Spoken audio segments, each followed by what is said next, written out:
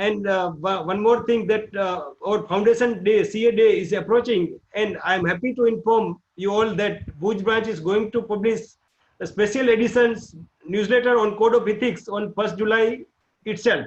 So I congratulate our team, CA Jagrut Bhai and entire team for taking such initiatives. And I am welcoming on behalf of Bhuj branch today's our guest and speaker, CCM Sri Aniket Bhai Talati, and our special CCM Jay Bhai Chheda, and RCM and Vikasa Chairman Sri Hitesh Bhai Pomal. I thank you, Aniket Bhai, Jay Bhai, and Hitesh Bhai, for sparing your valuable time. And also, I welcome Gandham Branch Chairman Karan Bhai Thakkar and entire team, and Chairman Anand Branch Bhavesh Thakkar and entire team, and all the members from the Bhuj, Gandhidham, and Anand Branch. Thank you.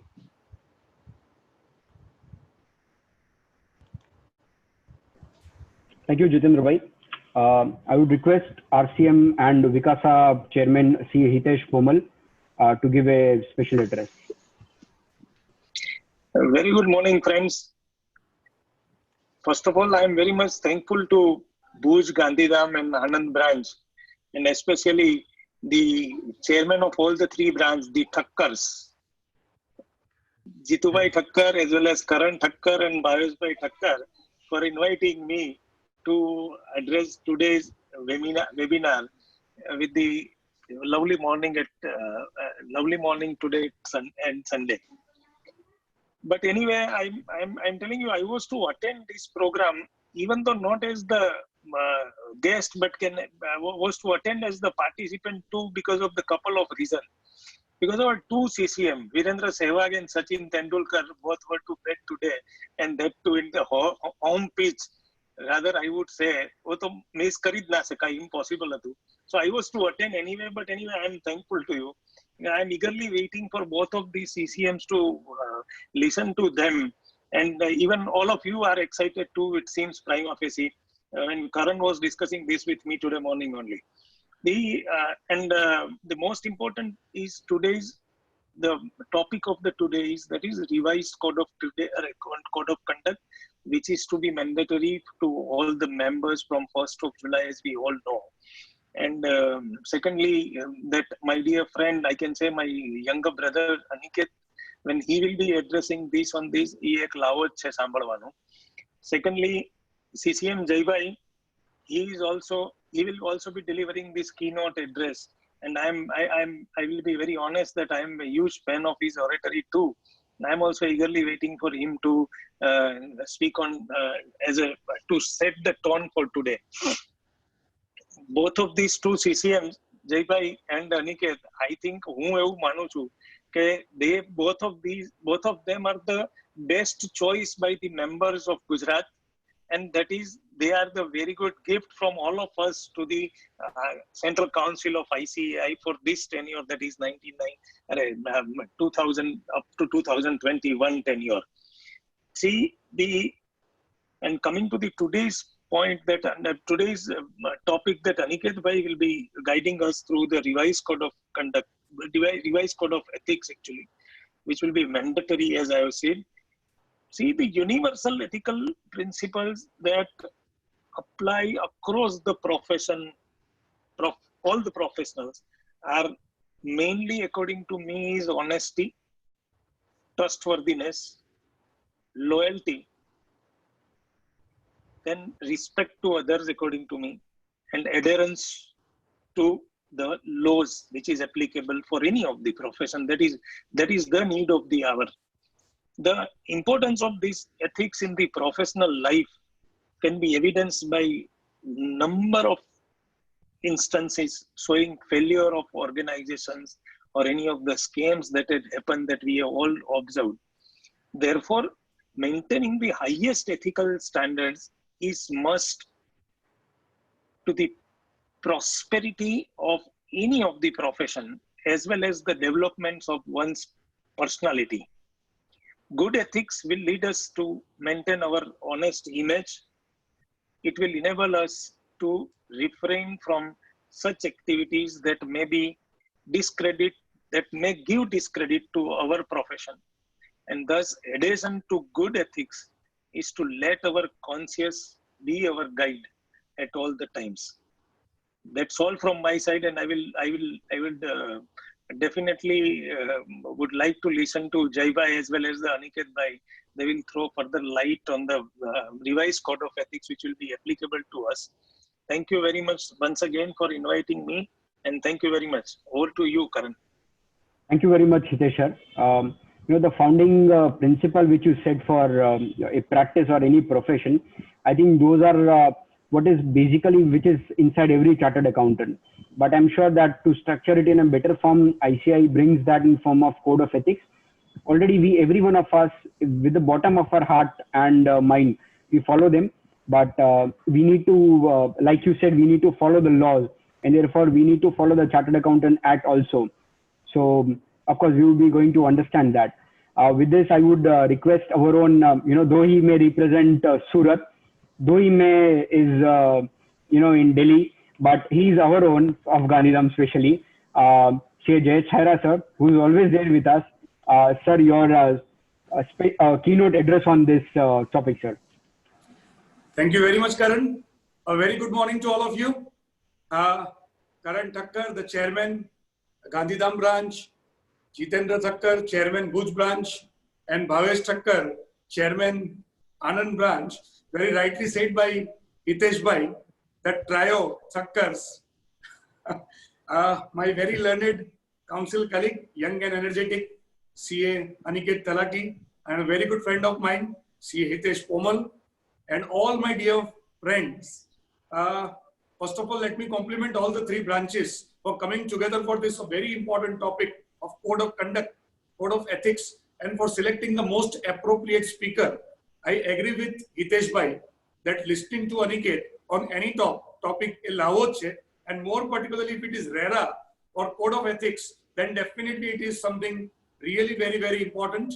And friends, very rightly said by Jitu Bhai that, opportunities have increased multifold. These days, we can clearly see that the opportunities in our profession have multifold. It increased multifold. Of course, during this 2020, there have been some challenges to the economy itself, to the business itself. So naturally, there will be an impact on our profession also.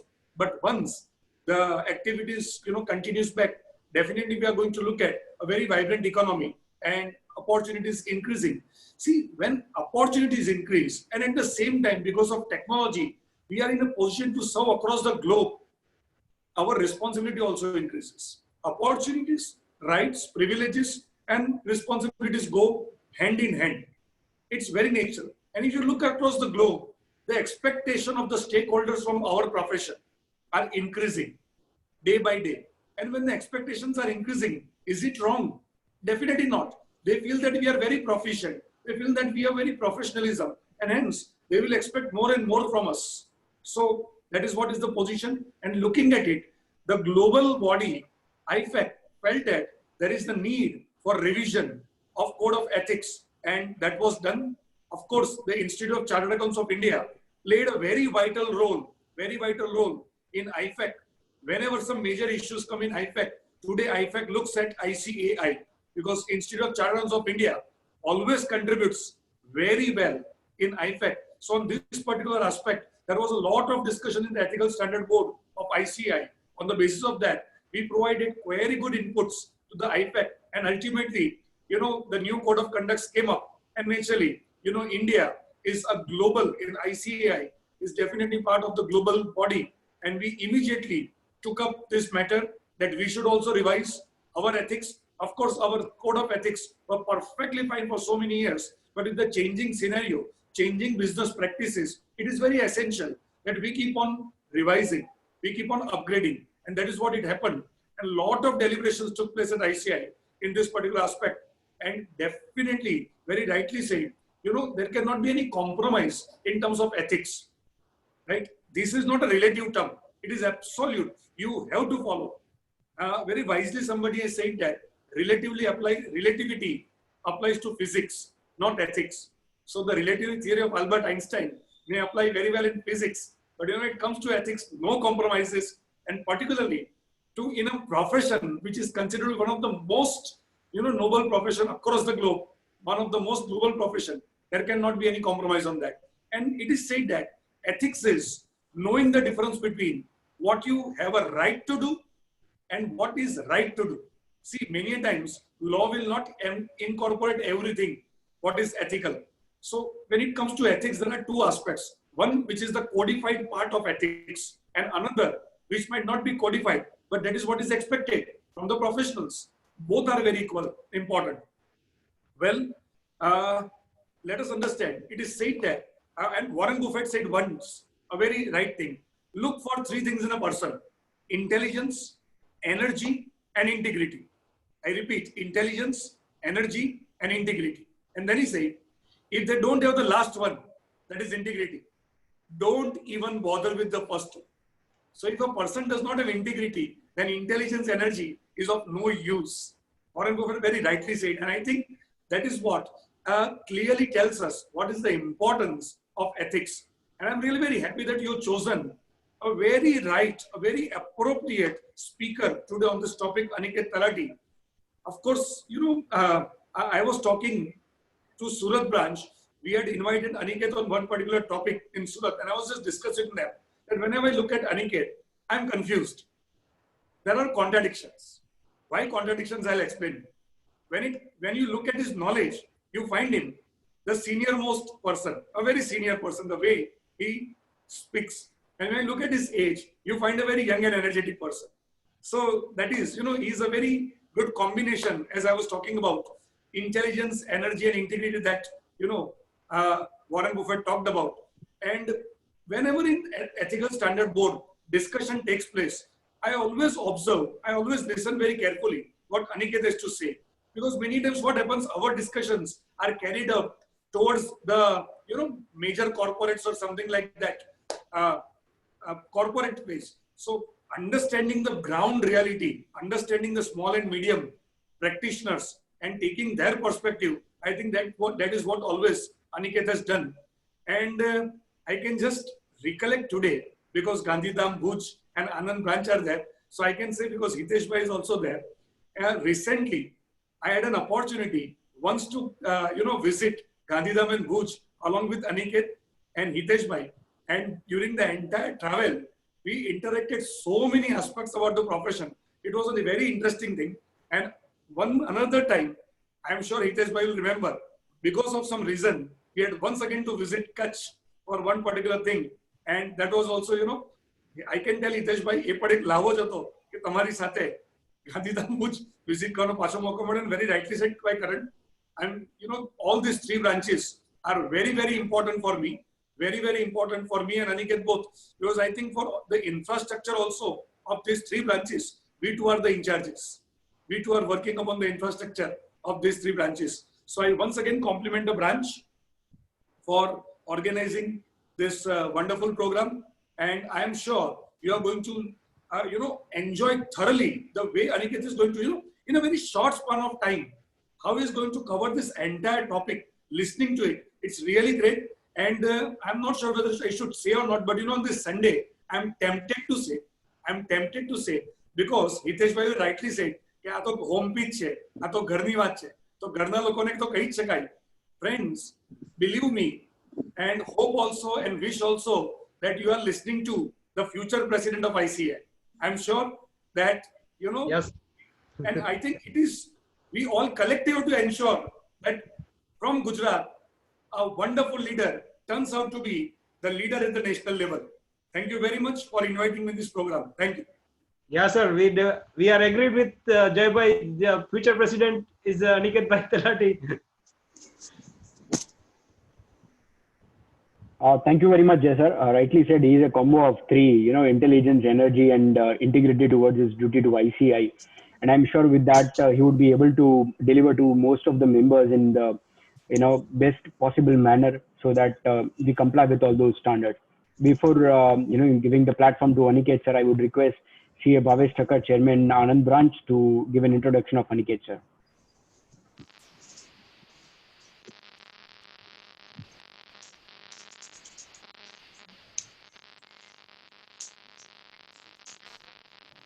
Bhavesh bhai, your voice is not audible. If you can...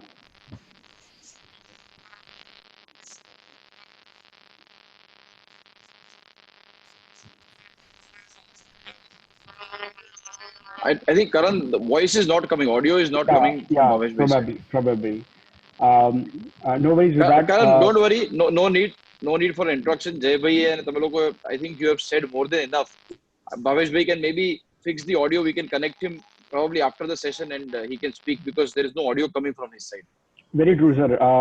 Your introduction would only say your past, but Jay sir has also, highlighted your future. So I'm very sure that that would sum up everything. Over to you, Aniket, sir. I thank you very much. First of all, to all the three branches for inviting me. The three chairmen, very rightly mentioned, the three T's. Actually, હું પણ T થયો એટલે આપણે 4 T થઈ જઈએ છે. 3 ઠક્કર પર તલાટી ભેગો કરો તો it's a full square that we can make. The 3 T's plus myself. Thank you very much for inviting me.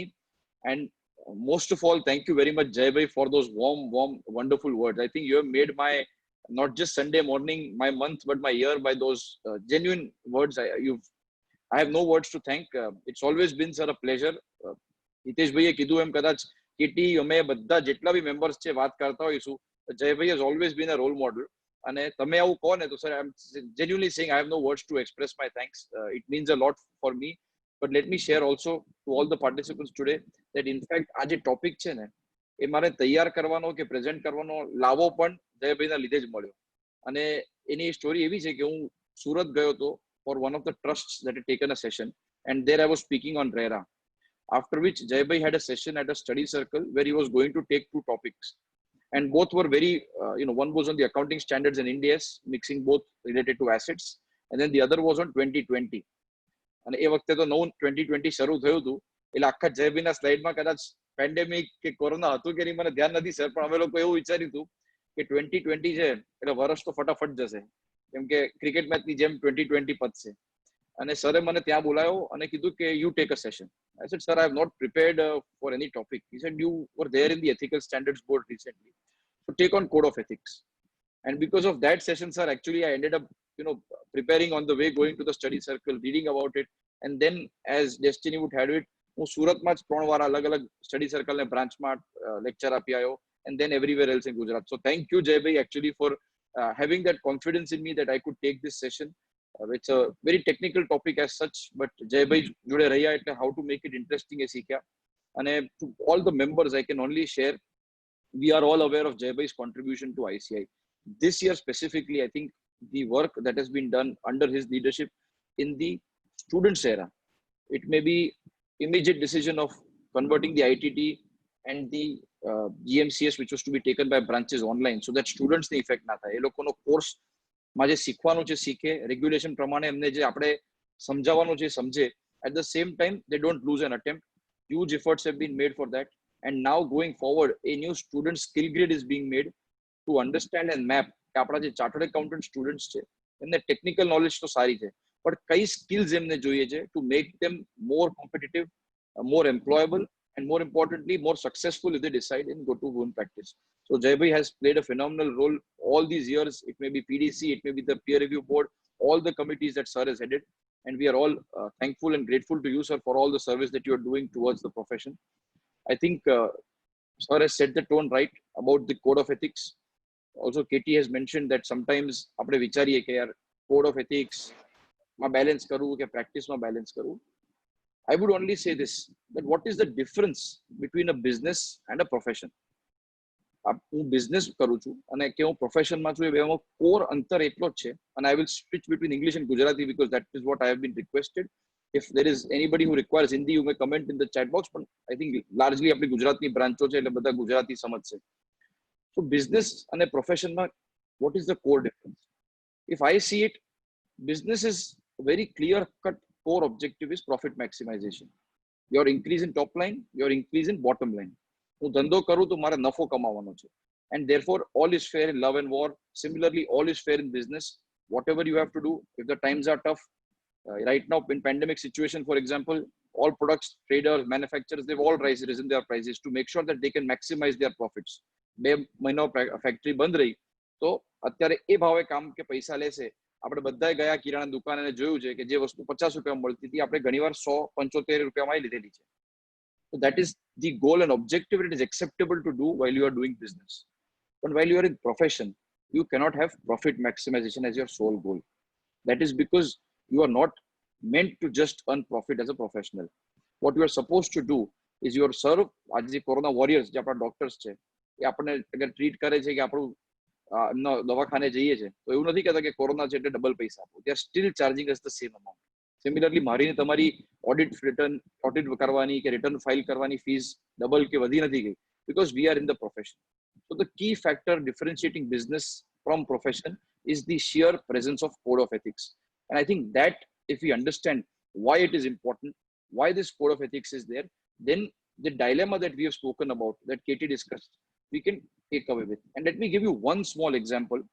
I don't know how many of you would have seen this, but I'm sure WhatsApp na jamanama news travels fast, and majority of you would have probably read this news article, which said that SBI is looking to appoint a CFO.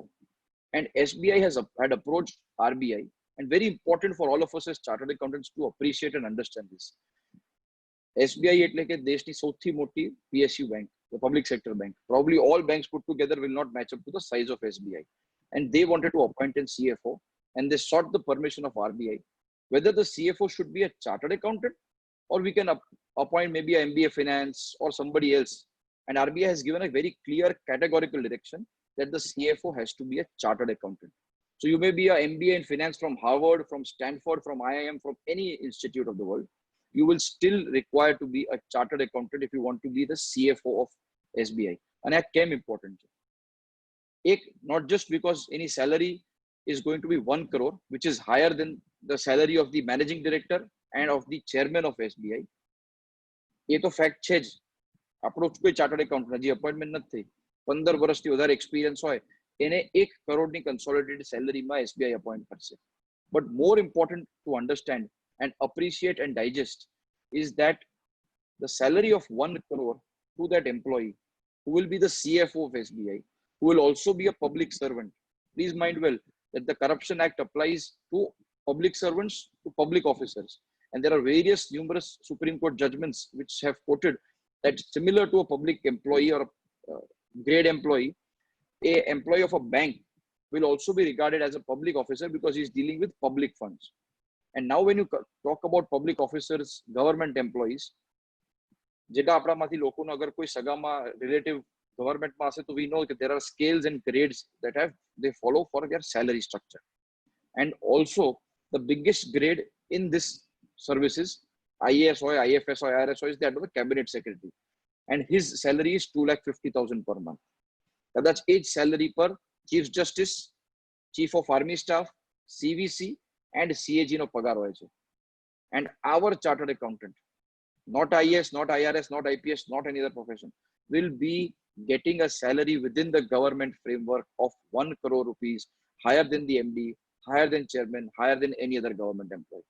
I think this is a matter of great pride, and why this has happened. I think if we appreciate that fact, if we understand that, તો આ code of ethics follow કરવામાં જે આપણને ઘણીવાર dilemma થાય છે એ નહીં થાય. અને એટલે જ થયું છે because of the great value this profession, the great respect this profession commands from all corners of society, from all regulators. And we have to salute all our forefathers, our seniors who have laid the foundation for our profession to be such. They have lived their life, they have performed their professional duty in a manner કે લોકોને એટલો trust છે કે chartered એકાઉન્ટન્ટને આ જવાબદારી સોંપીશું તો એક તો એ સારી રીતે કરશે, સક્ષમ રીતે કરશે, but more importantly ethically કરશે. And if that ethics we want to value, then I think the flag of the profession will keep flying higher for decades and generations to come, and nobody can come and tell us that you are second to anybody. But yes, if we have a feeling કે ઠીક છે યાર જેટલું થાય એટલું ethics કરીશું, 19-20 થશે તો ચાલશે, પણ આપણે નફો બી કમાવો છે. Yes, we all want to make money, but do we want to make money at any cost? But if that is the objective, કે ના યાર પૈસા તો ઇમ્પોર્ટન્ટ છે, આ બધી થિયોરેટિકલ વાતો છે, મારે નથી સાંભળવી, તો then મારી એક જ રિક્વેસ્ટ છે અને આપણે બધાએ માની લેવું પડશે, આઈ એમ ઇન્ક્લુડિંગ માય સેલ્ફ, જો આપણે પ્રોફિટ કમાવું હોય then we should not expect that tomorrow maybe on social media or on news or maybe on a function when a government functionary invited and he comes and says something bad or which we do not like about our profession. Then we should not say what is ICI doing, what are we doing, what are others doing, what are associations doing, because then we have probably accepted that when profit maximization was the goal, then we cannot demand the respect that we always had. But if we want to, and I'm sure 99% of our members want to earn respect, એટલે જ આપણે profession માં છે અને business નથી કરતા, then we have to accept that the code of ethics is the core fundamental part of our profession. It sets us apart not just from business, but it also sets us apart from all other professions that are in the country. So with this background, I think if we all dive into the code of ethics, it will be very useful. Maybe we can appreciate and digest things in a more better manner. So before we go to the code of ethics, the revised code of ethics, એમાં 3 part છે. We will discuss each part. Part A, જેને volume 1 કહીએ છે. Part B, જેને volume 2 કહીએ છે. And then volume 3, which is the disciplinary course case referencer. So the part 1 or the part A, volume 1 was discussed, debated and approved by the council in the last term. I did not have the opportunity to take part in that discussion because એ 2018 ની councilમાં approve થઈ ગયું હતું. એ 19 માં આવવાનું હતું. It was postponed to 1st of April. It was scheduled to be launched on 1st of April 2020, further postponed by the council to 1st of July. Part B and volume 3 is just a case law references, so it was a compilation, but part B was approved by the council last year, that is in 2019, when I was a part. So before we go to the new code of ethics, what I would like to do for a couple of minutes is also look at the old code of ethics, because આજે જ્યારે આપણે જૂનમાં બેઠા છે ત્યારે તો આ 2009 નું code of ethics implemented છે, લાગુ છે અને applicable છે. So let's refresh ourselves for a couple of minutes about the old code of ethics. So the old code of ethics, dear colleagues, was one book, simple, with 2 parts, part A, part B. Part A ISBA, એટલે કે જે જયભાઈએ કીધું એમ international code પરથી આપણે લીધેલા એના principles છે, એના ફંડામેન્ટલ્સ છે. That was in part A. And part B is the domestic provisions. It also included the case laws. બે જ ભાગ હતા, એક જ વોલ્યુમમાં, એક જ ચોપડીમાં આવતા હતા. હવે એની વાત કરીએ તો મારા પાસે થોડા ક્વેશ્ચન્સ છે, and my request to everybody who's listening, please pay attention on your screen. Don't read the answer. My request is, એટલે જ મેં આન્સર જાણી સામે જ આપી દીધા છે, but my questions will be asked and try and reply to it on the chat. The first question that I would like to ask based on the existing code of ethics is, can an auditor write the books of accounts of the auditee? Auditor હોઉં, કંપનીનો audit કરતો હોઉં, હું એના ચોપડા લખી શકું? Can I do bookkeeping? Please go ahead and feel free to write your answers in the chat box. I would appreciate your participation. Don't worry, koi sachu khotu nathi. Even if you make a mistake, it's all right. But certain answers in the chat box will make us more participative. We can appreciate if yes, Karan bhai, first to answer, no. Vishal bhai is saying no. Yes, Trishanku is saying he should not directly, no. So directly pan nahi. And Abhishek bhai, perfect. Yes, Jay bhai. I think fantastic. Hardik bhai, everybody's given the right answer. Umang bhai, Jignesh bhai, I can see. No, you cannot. And directly and indirectly nahi. Chartered accountant kadi pan bookkeeping નું કામ નથી કરી શકતો. Please be very clear, categorical. Multiple case laws that I can cite. જ્યાં કોઈએ complaint કરી હોય અને institute disciplinary committee માં case આયો હોય, and there were 2 bills or invoices that were found. One was for auditing services, tax audit, return filing, and the other was for preparing books of accounts. You have no way to escape that. You are not allowed to do it. Clause 4 of part 1 of the second schedule of our CA Act clearly prohibits auditor to writing the books of accounts of the auditee. એટલે બધા જ આવી ગયા. Company હોય, partnership હોય, પ્રોપ્રાઇટરશિપ હોય, LLP હોય, trust હોય કે કોઓપરેટિવ હોય. You cannot write the books of these entities. In fact, in the new Companies Act, the Companies Act 2013, Section 144 has put a specific bar on these activities, saying you cannot do these management responsibility. So very true. Glad to see that almost all of you had the right answer. You cannot do it directly or also indirectly. Books of accounts writing is not something to be done. And why? We will learn when we go forward. Second question, again, simple. Chartered accountant in practice, can he be a director simpliciter in any company? એટલે કોઈ એક company છે, public limited હોય કે private limited હોય, એમાં director સિમ્પ્લિસિટર થઈ શકે? Independent director કે director? Abhishek bhai is the first to answer. He's saying yes. Any other views? Dinesh bhai, Vishal bhai, I think fantastic. I can see all your replies on my screen. Yes, a chartered accountant in practice can be a director simpliciter of a company. What is director simpliciter? Our definition આખા દુનિયામાં કશે નથી except the revised code of ethics. A director simpliciter means a chartered accountant or rather a director who is not the whole-time director or the managing director of the company. So basically, you are not in executive function of a company. Then you can be a director simpliciter. You attend board meetings and you get paid to attend these board meetings. That is permitted. Listed company में independent director है बनाए, BG company में अपन बनाए. But yes, Dinesh, you have to be non-executive. You cannot do an executive role. અહીંયા अपन lot of disciplinary cases that one would have seen where our chartered accountant members knowingly or other more times unknowingly end up becoming directors in some company, may have signed certain vouchers or have been signatories to the bank accounts. Now that is clearly demonstrating. That is clearly, if somebody can please mute the other participants. Yes, thank you. So that is clearly demonstrating that you are involved in the day-to-day activity of the company, and that is not permitted, not allowed. You can only be as a director simpliciter. One important point જે અત્યારે મારે કહેવું છે, ઘણા લોકોને નહીં ખબર હોય, chartered accountant in practice તરીકે you can also be a managing director of certain companies. A managing director, COP રાખો, practice karo, attestation karo, and still be a managing director. And what are those companies? Those are management consultancy companies registered with ICI in the corporate form of practice. So tomorrow, if Trikanshu, for example, wants to form a company and practice in a corporate form, become the managing director of the company, he can still hold his COP, continue his practice, and be a managing director. Only thing is, you have to register this company with ICI. A lot of us are not aware, but જે લોકોનું corporate style નું કામ છે, or they feel કે મારે corporate style માં practice કરવી છે, this has been allowed by the institute almost 10-15 years ago. If any one of you wants to take advantage, all the guidelines are available on the ICI website. But yes, clear to understand for all other companies, and of course you cannot be auditor. Jack audit karta ho, there you cannot be a director. But for other companies, you can be a director simpliciter. So my next question: this private limited company in which you are a director simpliciter gets converted into a LLP. So directors become partners. Can a chartered accountant in practice be a partner in a LLP, that is a manufacturing LLP or a trading LLP? Or is there a concept of partner simpliciter in LLP?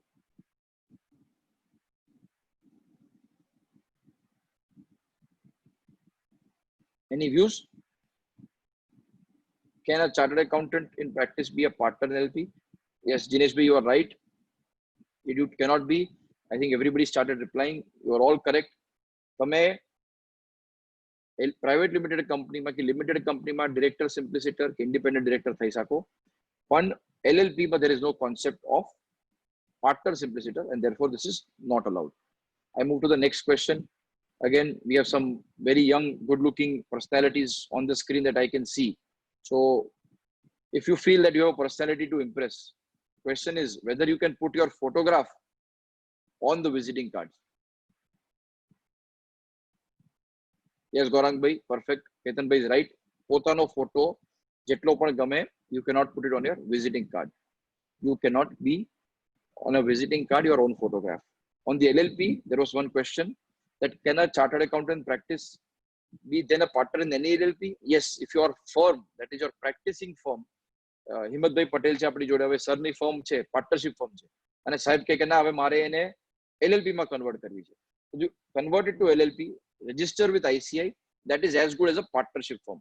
In that firm you can be a partner, but to be a partner simpliciter on a manufacturing or trading LLP is not possible. So therefore, if you look at the question again, it is very clear.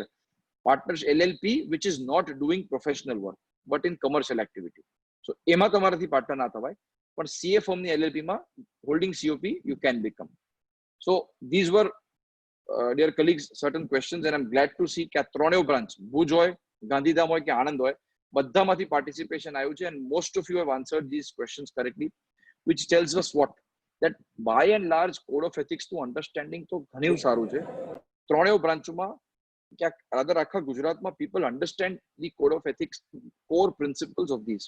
And mind well, if these core principles are clear in your mind, then I believe it may be the 2009 code or the 19 code which is being made applicable for you to accept, adopt, appreciate, and apply this new code of ethics is going to be extremely easy, because the principles and fundamentals have to be understood. That is how this code is divided into. There are 3 parts to this code of ethics, like I discussed. First is volume 1, which is part A, અને એમાં overall principles ની વાત કરવામાં આવી છે, which is based on the ISBA's code of ethics. The volume 2 deals with the domestic provisions, which is part B. એટલે એમાં Companies Act na lidhe, what are the limitations? For example, you cannot do more than 30 audits. UDIN, which is an Indian phenomena. Then other restrictions on tax audit, advertisement guidelines, website guidelines, council general directions, they are all part of part B. And then volume 3 deals with the disciplinary cases for under each of the clauses of the schedules of the act. What are the different case laws that have been occurred? What were the decisions that the ICI's disciplinary committee took? They are all published over there. These are all now available online. I'm sharing the link on your screen. Please visit the ICI website and you can download all three. I would rather request all three chairmen that if possible from the branch end, you can download these all three volumes and send it in one email to all our members who are participating so that they have the latest version of the code of ethics on their computer. All three volumes have been published. They are available on the ICI website. And I would request that we must at least have, if not the hard copy, soft copy of our code of ethics saved.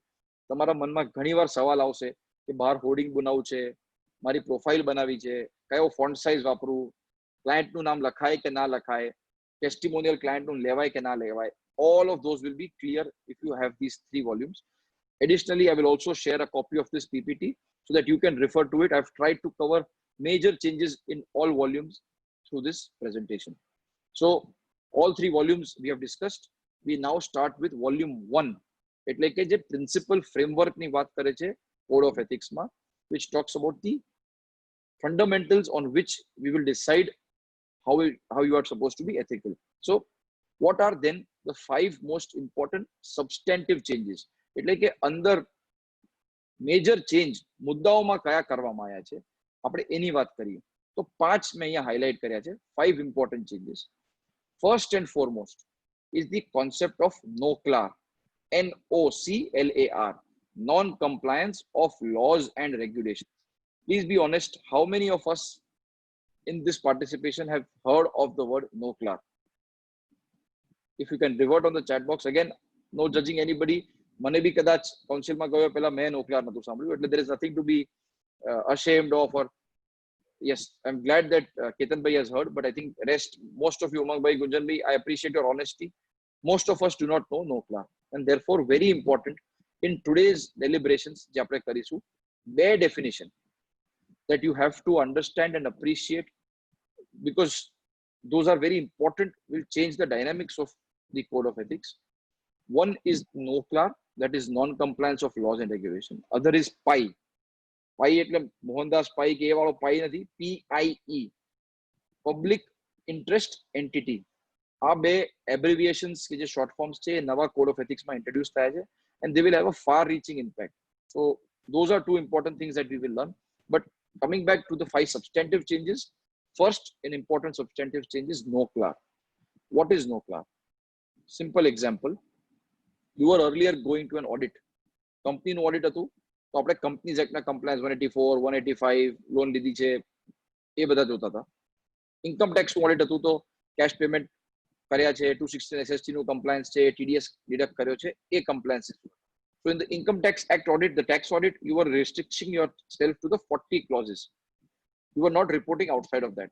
In the Companies Act, you were restricting probably to the Companies Act, to the accounting standards, auditing standards, or the due dates. But there were certain aspects. For example, you went to a client and you noted that there were 25 or 30 full-time paid employees. Then your auditor's mind will tell you that PF may be applicable. But because there was no requirement to report it, you are not probably reporting on it because there was no requirement for you to come out and report. Though there was a non-compliance of other law and regulation. In this case, the PF Act. Now, with NOCLAR coming into picture, you are no longer restricted your reporting to just that law under which you're auditing. You will also have to report under other laws and regulations which are applicable to the entity. It may be environment laws, it may be other laws relating to corruption, bribery, terrorist financing. All of that will now get covered in NOCLAR. So important change which is increasing the ambit of your audit. એક વસ્તુ ખાસ ધ્યાન રાખવાની છે કે શરૂઆતમાં in this first phase this NOCLAR has been made only applicable for listed companies. So we will discuss this when we go forward. But conceptually, I want to explain these 5 very important changes in Part A. One was NOCLAR. Now, second, we come to taxation services to audit clients. What do I mean by that? So, in the current code of ethics also, there are taxation services that you provide to audit clients. There is no provision on or any bar or restriction or prohibition in this code. એટલે કે તમે જે કંપનીનું audit કરો છો, એનું audit report તમે આપો છો, એનું રિટર્ન તમે ભરો છો. રિટર્ન ભર્યા બાદ એનું અસેસમેન્ટ પણ તમે કરાવતા હશો. કદાચ અપીલમાં જાય તો અપીલ પણ આપણે જ કરાવતા હોઈએ છીએ. અત્યાર સુધી એનામાં કોઈ રિસ્ટ્રિક્શન નહોતું. Now in the revised code, there is a restriction on taxation services.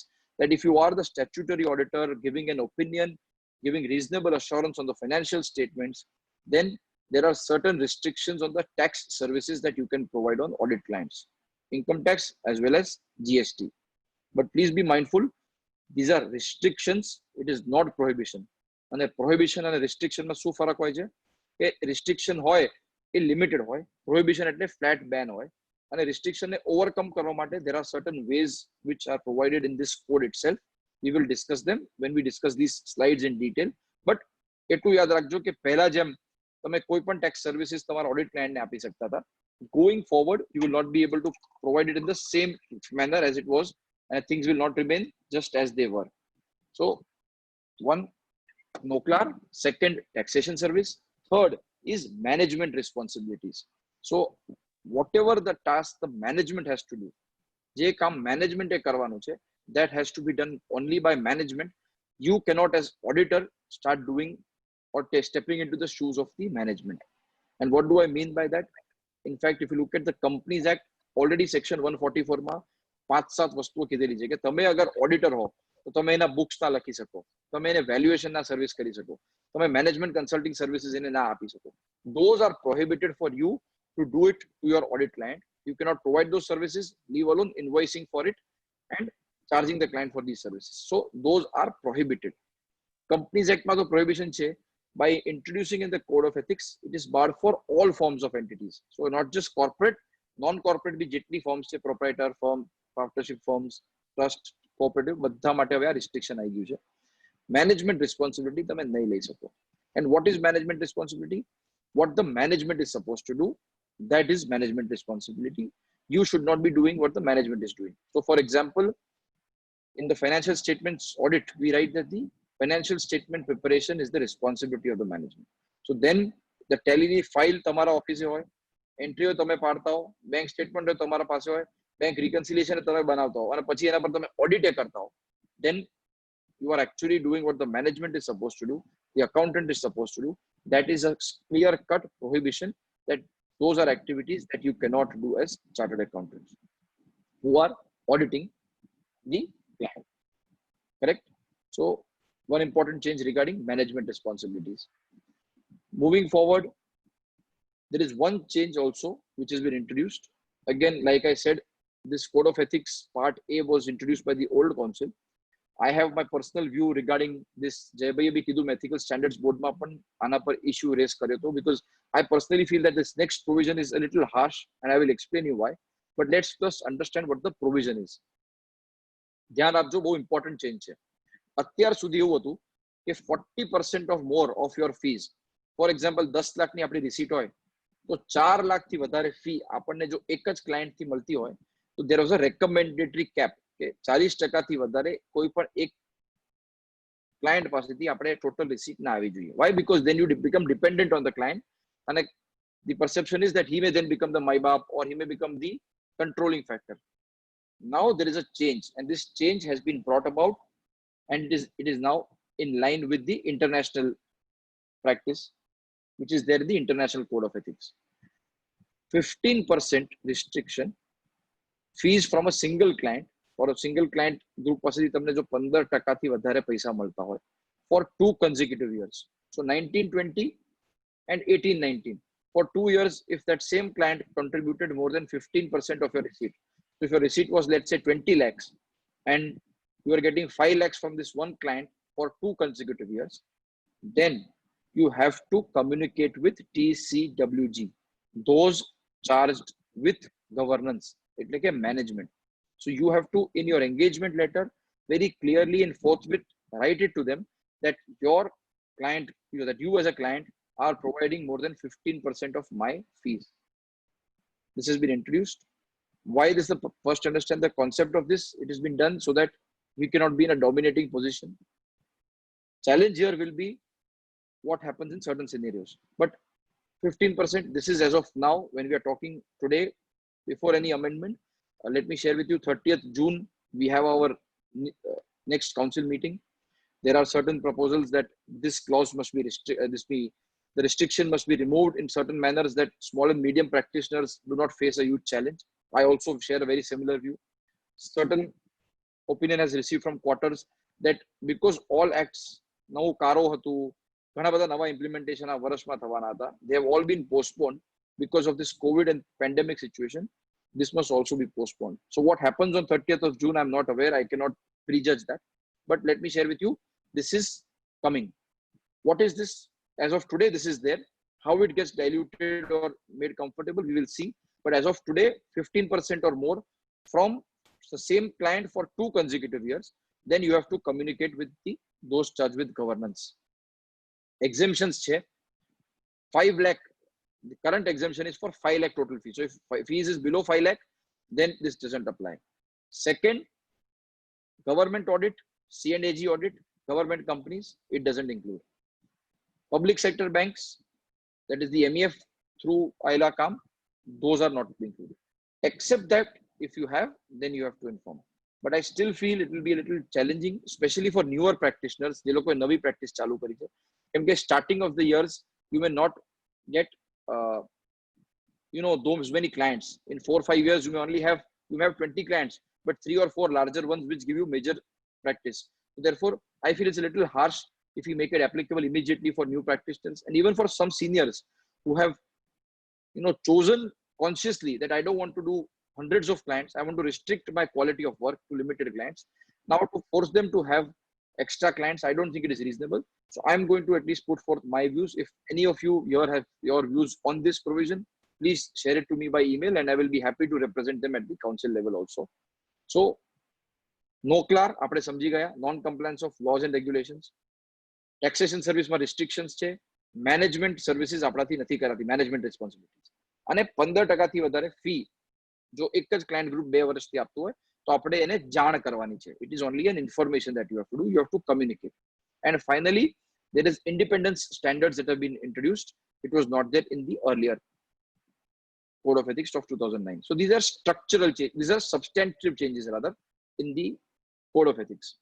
What are the structural changes then? એટલે કે બંધારણમાં સ્ટ્રક્ચરમાં કયા પ્રકારના ચેન્જ છે? તો સૌથી પહેલું અને મોસ્ટ ઇમ્પોર્ટન્ટ ચેન્જ છે ઇન્ડિપેન્ડન્ટ સ્ટેન્ડર્ડ્સ. 2 ભાગમાં કરવામાં આવ્યા છે. One is the independent standards for audit and review. એટલે કે જ્યાં હું assurance સર્વિસ આપું છું એના માટે એક સ્ટેન્ડર્ડ્સ છે. અધર એન્ગેજમેન્ટ એટલે કે સર્ટિફિકેટ હોય, કન્સલ્ટિંગ હોય કે બીજા પ્રકારના જે અધર સર્વિસીસ, રિલેટેડ સર્વિસીસ આપણે આપતા હોઈએ એના માટેના ઇન્ડિપેન્ડન્ટ સ્ટેન્ડર્ડ્સ અલગ કર્યા છે. So there are now 2 parts to it. 4A, 4B. Independent standards are bifurcated. Independent standards have been categorized as international independent standards because આપણી વાત થઈ એમ, this Code of Ethics is derived from the ISBA code and the standards are on the international level. Then there is certain change in the grammar. The convention uses instead of should, it says shall. અને જે Code of Ethics Volume 1 છે, જે I'm sure branches will circulate to you. હવે તમે એને ખોલશો ને તો એમાં બહુ જ ક્લિયર સેક્શન બાય સેક્શન આ બધા રિક્વાયરમેન્ટ્સ આપેલા છે. મોટું R કરીને લખ્યું હશે ને, that means it is a requirement. એટલે આ તમારે કરવાનું છે. અને જો એના પછી કોઈ એપ્લિકેશન મટીરિયલ હશે એટલે કે ગાઈડન્સ હશે, so alphabet A in capital will be clearly given to you. So those are very clearly identified. And more importantly, now there is clarity that which of these sections apply to firms, which apply to individuals within the firm. એટલે કે કોઈ ભૂલ થઈ હોય તો આખી firm ક્યાં responsible છે, એનો પાર્ટનર ક્યાં રિસ્પોન્સિબલ છે, and if you are part of a larger network, then where the networks are responsible. So these are structural changes that have been done to our revised Code of Ethics. We will discuss all these changes one by one, but before that, some concepts that we need to very clearly appreciate. So the definition, first and foremost, professional accountant. This is the definition that has been used in the revised code. Why? Because the terminology for professional accountants, for example, in the US is CPA. In the UK, it is chartered accountant. In Australia, there is chartered accountant and CPA. So when the international framework is being established, you do not say CA, CPA. They are referred to as professional accountants. And આપણા કોડમાં પણ એને professional accountants કીધા છે. અને professional accountant નું definition એ છે કે an individual who is a member of ICI. એટલે કે chartered accountant indirectly defined થઈ ગયો. So this is one way of understanding professional accountant because it is different in different countries. The revised code, as you are aware, had two parts, part A, part B. The revised code has part A, B, which is volume 1, volume 2, and then volume 3, which is the case law referencer. Within the volume 1, there are subparts. The part 1, which deals with all professionals. એટલે કે chartered accountant practice માં હોય or chartered accountant in service, એટલે કે member in industry. એ બધા માટે applicable થતો હોય તો part 1. Part 2 applies only to professional accountants in business, that is in service, which we commonly refer to as member in industry. So part 2 applies to member in industry. Part 3 applies to professional accountants in public practice, which we commonly call as COP holder. એટલે જેના પાસે COP વાળા આપણા chartered accountants છે એમને લાગશે part 3, part 1 બધાને લાગશે, part 2 ઇન્ડસ્ટ્રી વાળાને લાગશે.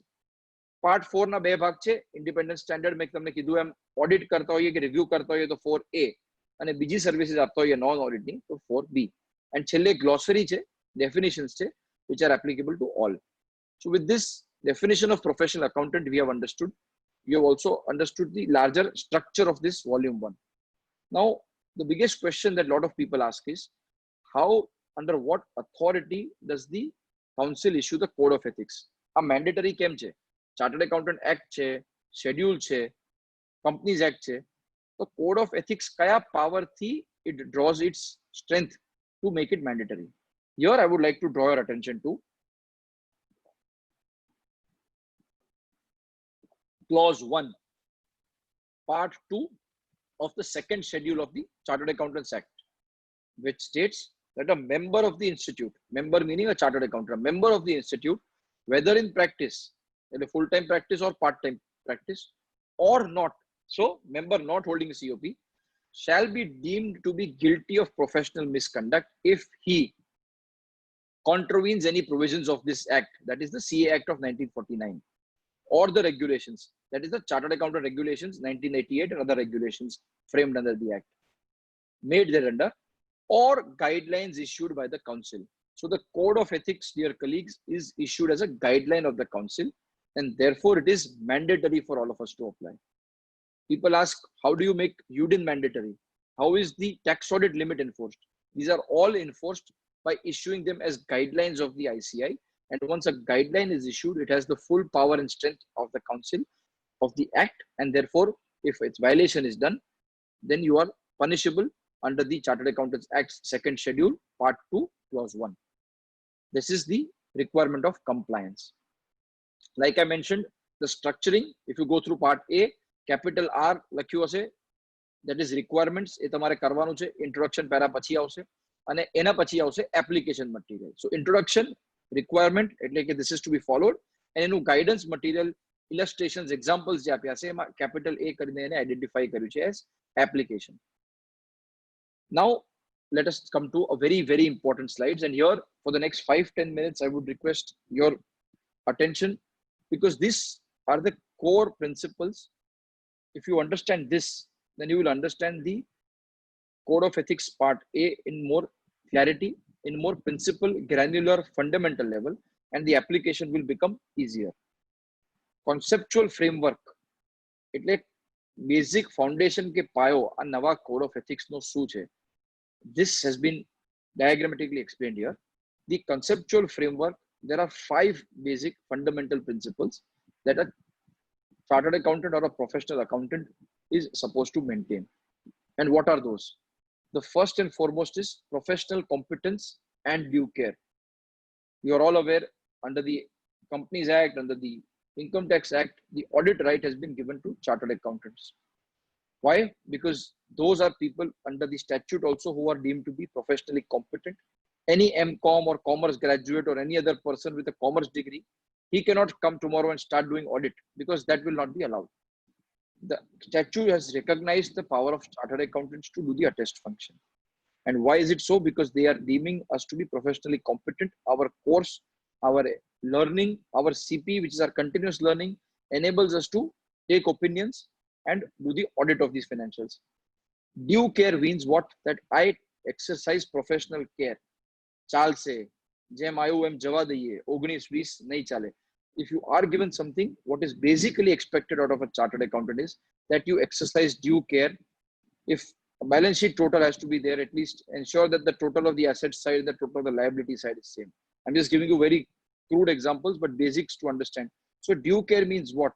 That when your document is being attested and passing through the eyes of a chartered accountant, it is expected that he would have taken due care, and basic silly mistakes cannot be there. So professional competence and due care, the conceptual framework, an important part. Integrity. What is integrity? I think no need to explain. I say it with all sincerity, almost 95 to 99% of our chartered accountants, rather almost 100%, have this imbibed in them. You have integrity of the highest level. When we deal, for example, with a client and we are getting all the information of the client, what is his purchase? Who is he purchasing from? What is the purchase cost? What is the conversion cost? Then who is he selling that material to? At what rate is he selling? What are the payment terms? All that is aware. But still, as chartered accountants, we maintain our integrity and we don't share that information with some competitor. We don't even think, we don't do that because we have integrity. We ensure that the client's information which has come to us, we maintain our highest level of integrity when dealing with it.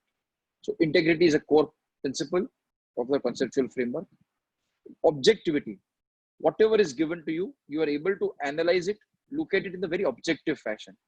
You cannot think, yaar, આ કંપનીમાં મારા shares છે કે મારા સગાના share છે એટલે હું છોડને ક્વોલિફિકેશન નથી આપતો, એમ જ રિપોર્ટ જવા દઉં ને આંખ બંધ કરી દઉં. You have to be objective. That is why you are not allowed to own shares of companies that you audit. You are not supposed to audit your own immediate close family or relatives. Why? Because your objectivity then gets lost. But for all other clients, you have to be objective. If the situation demands, today when we are sitting in the corona pandemic situation and you see that the client has a going concern issue, you have to be objective and be able to very clearly in the audit report set out and mention that there is a going concern challenge, the company is facing these issues. That is objectivity which is expected from a chartered accountant. Confidentiality, well again, I don't need to tell all of you, we have clients BSc with us at a lot of locations. I'm seeing people carry the digital signatures. You have all the information of their tax returns. In fact, so much confidential information rests with chartered accountants, and we maintain the highest level of confidentiality. One simple example, in the recent days, you would have seen in the case of Reliance Industries Limited, દર અઠવાડિયે કે દર ત્રીજા દિવસે છાપામાં આવતું હતું કે ફલાણા કંપની આમાં 10,000 કરોડ આપ્યા, ફલાણા કંપની આમાં 20,000 કરોડ આપ્યા. આ આખું ટ્રાન્ઝેક્શન જ્યારે ચાલતું હશે ત્યારે કેટલાય ચાર્ટર્ડ એકાઉન્ટન્ટ્સ રિલાયન્સ તરફથી, સામેની કંપની તરફથી, or even who are involved in advisory role would have actively participated in the transaction. But the entire information only came out in public domain once the announcement was made. Similarly, listed companies, so much data is there with the auditors and even the chartered accountants who are working as CFO in the company. But till the result is uploaded on BSc, NSC and submitted to the exchange, this information remains confidential. This is confidentiality, which is expected of chartered accountants. And I'm confident huge majority of us are maintaining this. Finally, professional behavior. What is professional behavior? Your conduct with your clients, with your staff, with team, with the income tax officers, with assessing officers that you are meeting, how you are exhibiting professionalism, how you are dealing with them, how you are expressing your views. I think professional behavior not just is restricted to the conduct, to your dealings, to your communication, but I extend it even further to even how you dress or how you keep your office premises and the smallest aspects of it. And again, I'm not judging anybody. In today's day and world, it is very comfortable for us to be in t-shirt, jeans. In the West, a lot of people have already adopted it. It may feel comfortable for us to go in a jeans and t-shirt in office. I'm not judging anybody. I have no complaints also. But I just try to give this example, and I hope this never happens to anybody. But God forbid, if તમે એક two-wheeler પર કે ગાડીમાં તમારા કોઈ loved one જોડે જાઓ છો, and again, God forbid, let's say there is a small accident, and immediately you have to rush that relative or loved one of yours or your friend of yours to the hospital. And the person says that we have to do a small surgery, we will operate. And as soon as the door opens for the surgery, you see a doctor. Mind well, he is the doctor from Harvard, masters from Stanford, Oxford University graduate, very educated. But he comes in a t-shirt with jeans, જેમાં ત્રણ અલગ અલગ જગ્યાએ કાણા છે. આજકાલ ફેશનમાં છે ને પેલા હોલ્સ વાળા જીન્સ આવે, તો ત્રણ અલગ અલગ જગ્યાએ કાણા છે. એના અહીંયા હાથ પર ટેટુ છે, વાળ અલગ રંગના છે. There are 3 different colors in the hair. He is wearing a headphone and he comes, yo, let's do the operation. Put your hand to your heart, or you can answer to me in the chat. Let's be honest to ourselves. Will you be comfortable handing over your loved one and this doctor performing an operation on that loved one, though he is from such a renowned university? See, immediately your answer will be no. And why is it so? Because in our subconscious, in our conscious, we expect that a doctor who performs the surgery will be coming in the white robe that he is always wearing, the apron. In fact, today when we are in the pandemic situation, they are wearing a PPE kit. They are wearing the whole kit to protect themselves with mask and everything else. That is how you've always known to see a doctor. તમે કોર્ટમાં જાઓ, મોટામાં મોટો lawyer હોય, હરીશ સાલ્વે સાહેબથી લઈ નાનામાં નાનો lawyer, he will always be in the black robe when he's appearing before the judge, because that is the hallmark of the professional. Then how is chartered accountants? Ask this question to yourself. And again, if you decide that it's not important, it is absolutely your prerogative. I am nobody to judge that.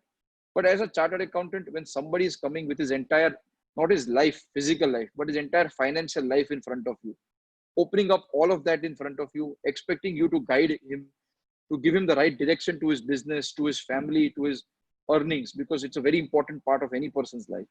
And you are sitting there in this informal atmosphere with such informality.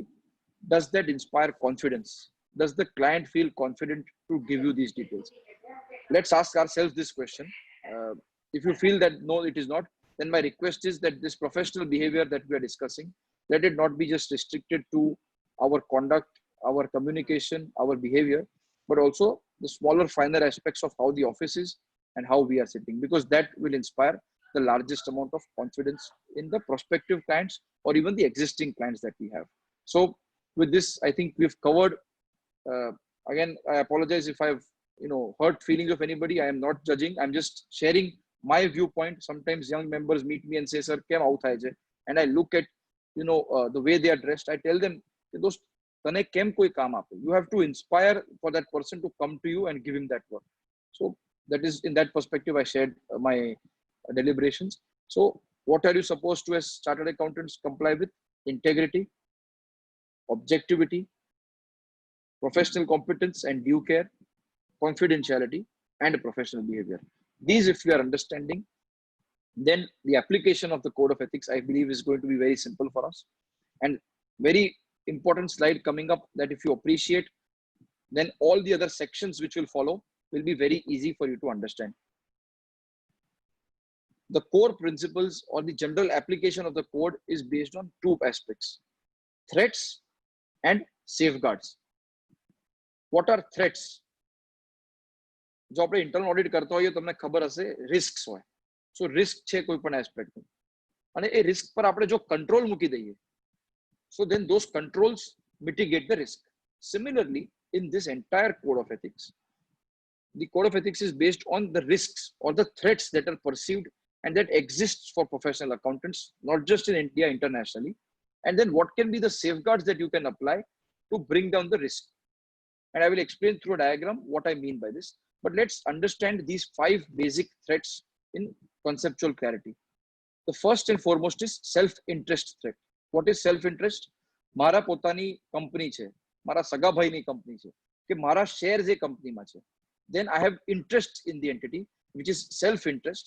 And that is a threat, because at a time when I have to qualify or give an adverse opinion, give certain disclaimer of opinion, then in that case, there may self-interest that may not allow me to perform my duty to the fullest. Self-review threat. Let us go back to the first slide. First question I asked you. Can you write the accounts and audit it? Answer is no. You all said it emphatically. That is self-review threat. કેમ કે પોતાની ભૂલ પોતે નહીં સમજી શકીએ. જો મેં કઈ કામ કર્યું છે, I will not be able to find its mistake. So that is self-review threat, because of which accounting in India has been barred to be performed as a function for a lot of years through the act and the schedule itself. You will be surprised some international countries allow accounting and auditing by the same firm, not for listed or other entities, but nana entities may allowed hoy છે.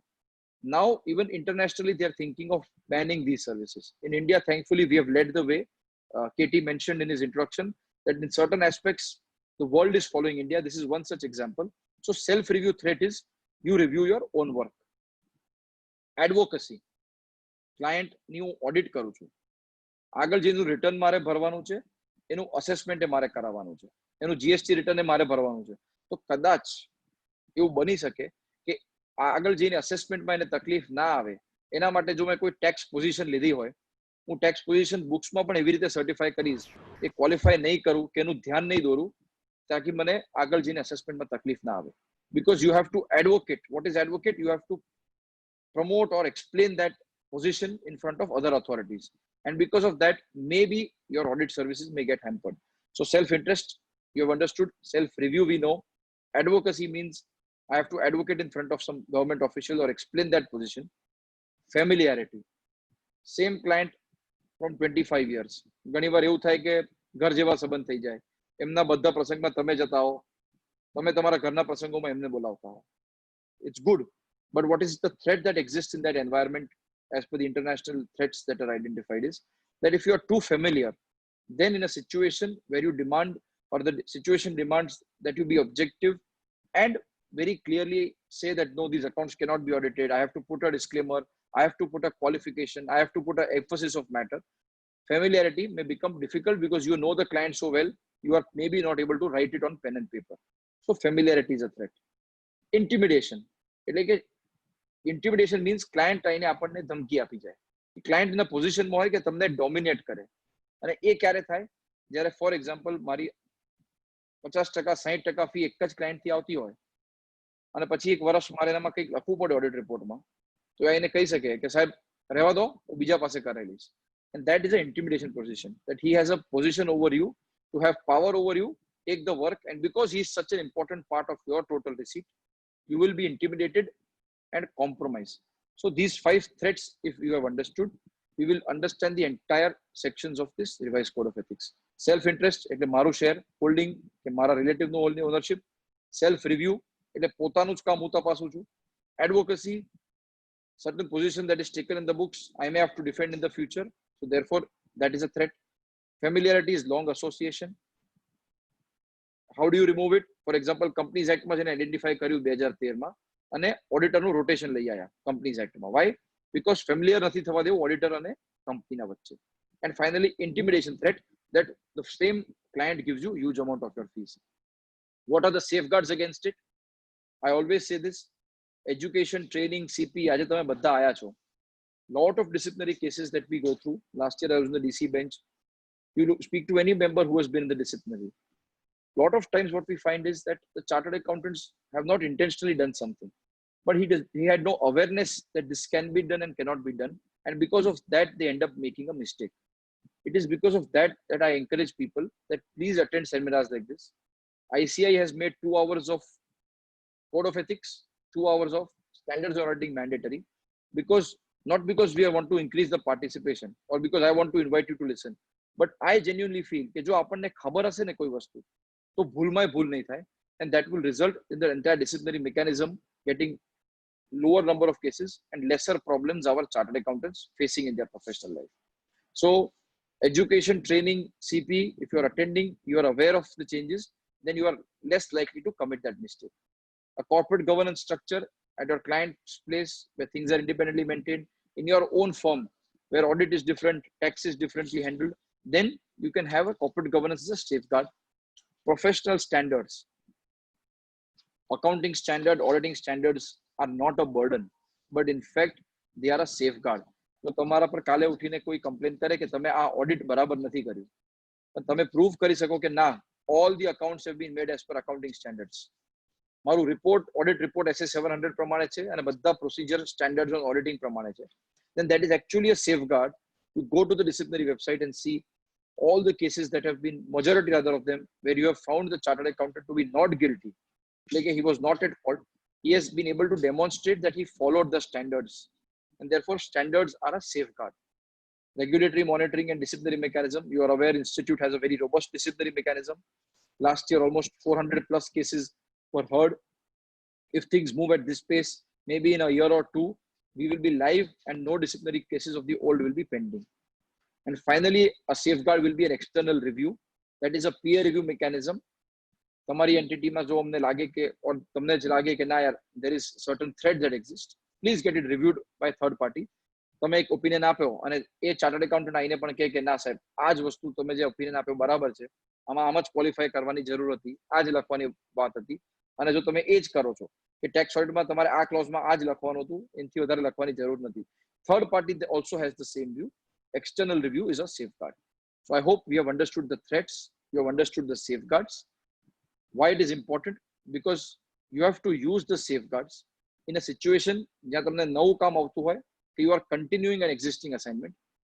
If you are able to bring the threat to an acceptable level by applying safeguards, then you can continue with the audit. If not, you have to step back from the assignment.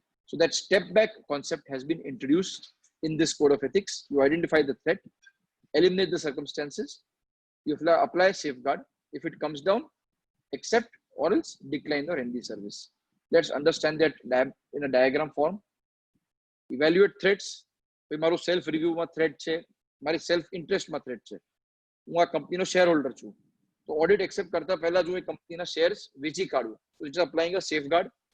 જો હું shares વેચી કાઢ્યા, then I have no self interest, then you have reduced the threat. Then what you do is you accept the assignment. But if you are not able to reduce the threat, તમારા સગા ભાઈની જ company છે, and you feel that I will not be able to remove the self interest threat, then please decline the assignment. So this is the large conceptual framework under which the code of ethics functions. After having understood that, I think understanding the major changes, the 5 that we discussed, will not take us too much time. The first and foremost change that has been introduced is, like I discussed, NOCLAR. What is NOCLAR? NOCLAR refers to any act of omission or commission. That means any act that is omitted or committed. Omitted is generally by error, committed is generally by thoughtful design. So if he has omitted or committed, by whom? By your client. If you are the auditor, then any act which is જાણીને કે અજાણ્યામાં તમારા ક્લાયન્ટથી થઈ હોય. And though if you are not in practice, you are in industry, then by your employer. So if you are a CFO and you know the management is omitting or committing something, then NOCLAR becomes applicable. And in this situation, you have to report it. Like I mentioned at the initial level, NOCLAR at this stage, at the first phase, is only applicable for listed entities, and that too only for audit assignments. So if you're doing, let's say, some small other work for a listed entity, which is not audit, then it is not applicable. But for audit of listed entities, this has become mandatory for the chartered accountant in practice who is doing the audit, and for all the employees of these listed entities, it has been made mandatory. So this is the large concept of NOCLAR. I can ask 1 or 2 examples so that our conceptual clarity can be gained. I'll give you one example and please let me know what you feel. There is a company which you are auditor of. You go to the client, you are aware that there is a huge, it's a chemical factory or a textile factory. There is a huge amount of waste that gets generated. And there is no ETP that he has put in place. There is huge wastage which is coming out, which is violating environmental laws, not just harming the environment, but may also have financial repercussions and penalty, which the Pollution Control Board may levy. Is that an example of NOCLAR in your view? Please answer in the chat box. Again, don't sacho khoto jawab farak nathi padto. Just let me know that whether that, yes, Ketan bhai, you are saying it is NOCLAR. Bhumil bhai saying yes. Jimish bhai, Gunjan, Jinesh, again, Kiran Patel, they are all saying that these are all examples of. Jai bhai is saying These are all examples of NOCLAR, and you are all absolutely right. You have understood the concept to the T. NOCLAR is when such a situation happens, you may have an implication on the financial position, and therefore it is NOCLAR. Another example of the same client, and you see that the promoter is there. He is married. Hindu Marriage Act applies. Is there, married for a lot of years, and you see that he is now having an extramarital affair. You are able to notice it. You can clearly distinguish कि आप भाईनु आकाशे लफड़ू चाले छे. He is probably violating his domestic vows, his laws. Will that constitute NOCLAR? Excellent. I think you have all, in very clear terms, understood this concept of NOCLAR. I'm glad to see this. All people are saying no. You are very correct. Let's refer to the next slide to understand laws and regulations that have nexus to professional accountants, training and expertise. એટલે કે જે મને જાણ છે એ જ કાયદાની વાત કરવાની છે. And second, that have a direct effect on the determination of material amounts in the financial statements. એટલે એ amount થી ક્યાં તો financial statement માં impact પડશે, જેમ કે pollution છે તો કાલે ઉઠીને contingent liability કરવી પડે કે provision કરવું પડે, અને amount has to be material. So it may affect into a adjustment in the financial statement or disclosure of a material amount. Then you have to report it. What are the examples of this? Fraud, corruption, money laundering, terrorist financing. These are all examples. If you look at the Code of Ethics, the 360 section, a lot of examples that are covered are listed here. You can see it for yourself. Fraud, money laundering, securities market માં insider trading કરતું હોય તમારો client અને તમને ખબર હોય તો, data protection, tax, pension and liabilities, environmental protection. We go back to the example I gave of pollution. So these are all examples of NOCLAR. And what are not to be reported? Matters which are inconsequential, material nathi, personal misconduct, જેનો મેં example આપ્યો, those are not to be reported in NOCLAR. And now in this phase, since it is only applicable for listed companies, the reporting has to be done to SEBI.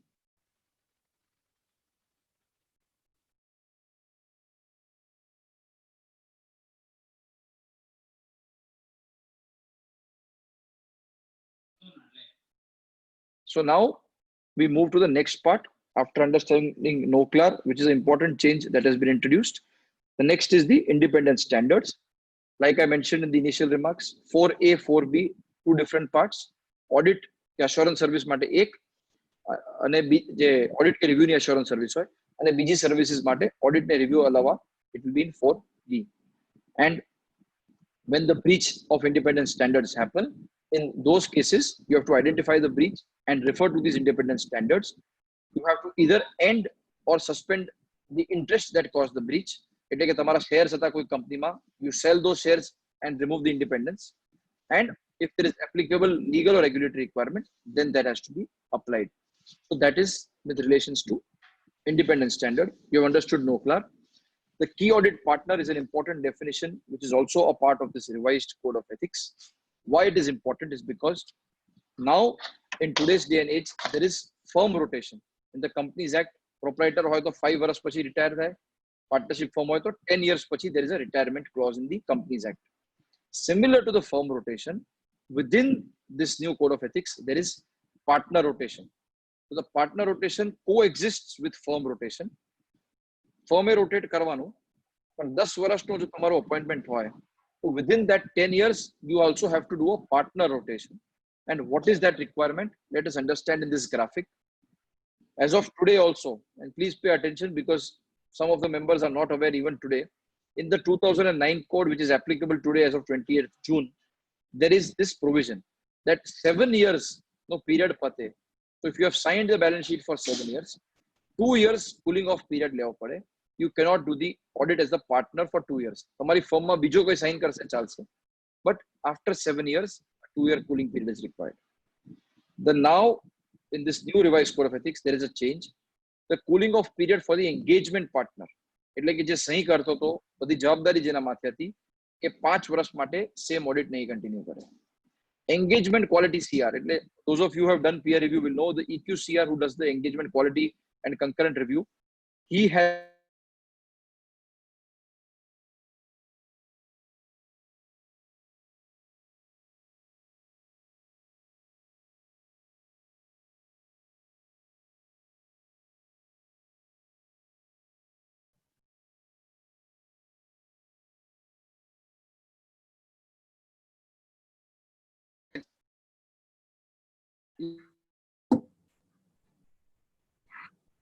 leading or coordinating the professional services of the work, you cannot engage and discuss with the engagement team.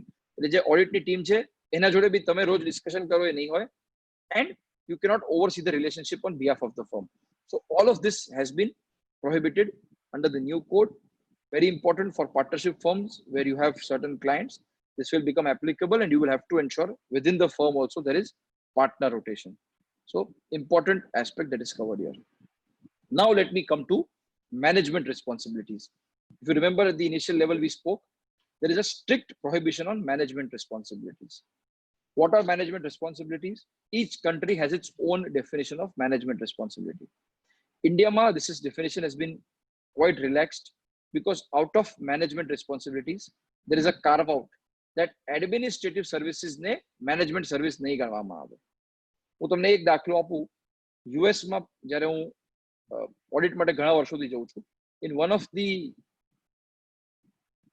conferences that I had gone to, which was organized by SEC, અહીંયા SEBI, ત્યાં SEC કહેવાય, and ત્યાં there was a question that was asked, and again this is only for listed companies of US, not applicable in India, so don't think કે India માં આવે છે. I'm only sharing to you sort of international perspective for listed companies. So an auditor asked that we say that the financials are responsible to the management. So management has prepared, CFO બનાયા, સહી કર્યા, print બી એને લીધી, પણ મારા ઓફિસે આયા અને મેં એના પર સ્ટેપલર કર્યું. If I staple those financial statements, is that doing management role? And the answer to my surprise from SEC was yes. Even doing that, if you are stapling the accounts of of your client, it is then still taking management responsibility. So there are certain countries who have taken this to an extreme level and saying, auditor છો તો ખાલી opinion આપો, that's it, don't do anything with the financials. India માં તો આપણે financial statements પર sign પણ કરીએ છીએ. Internationally, a lot of places you don't even sign the financials. You're only supposed to give a report, that's it. Everything else the management is doing.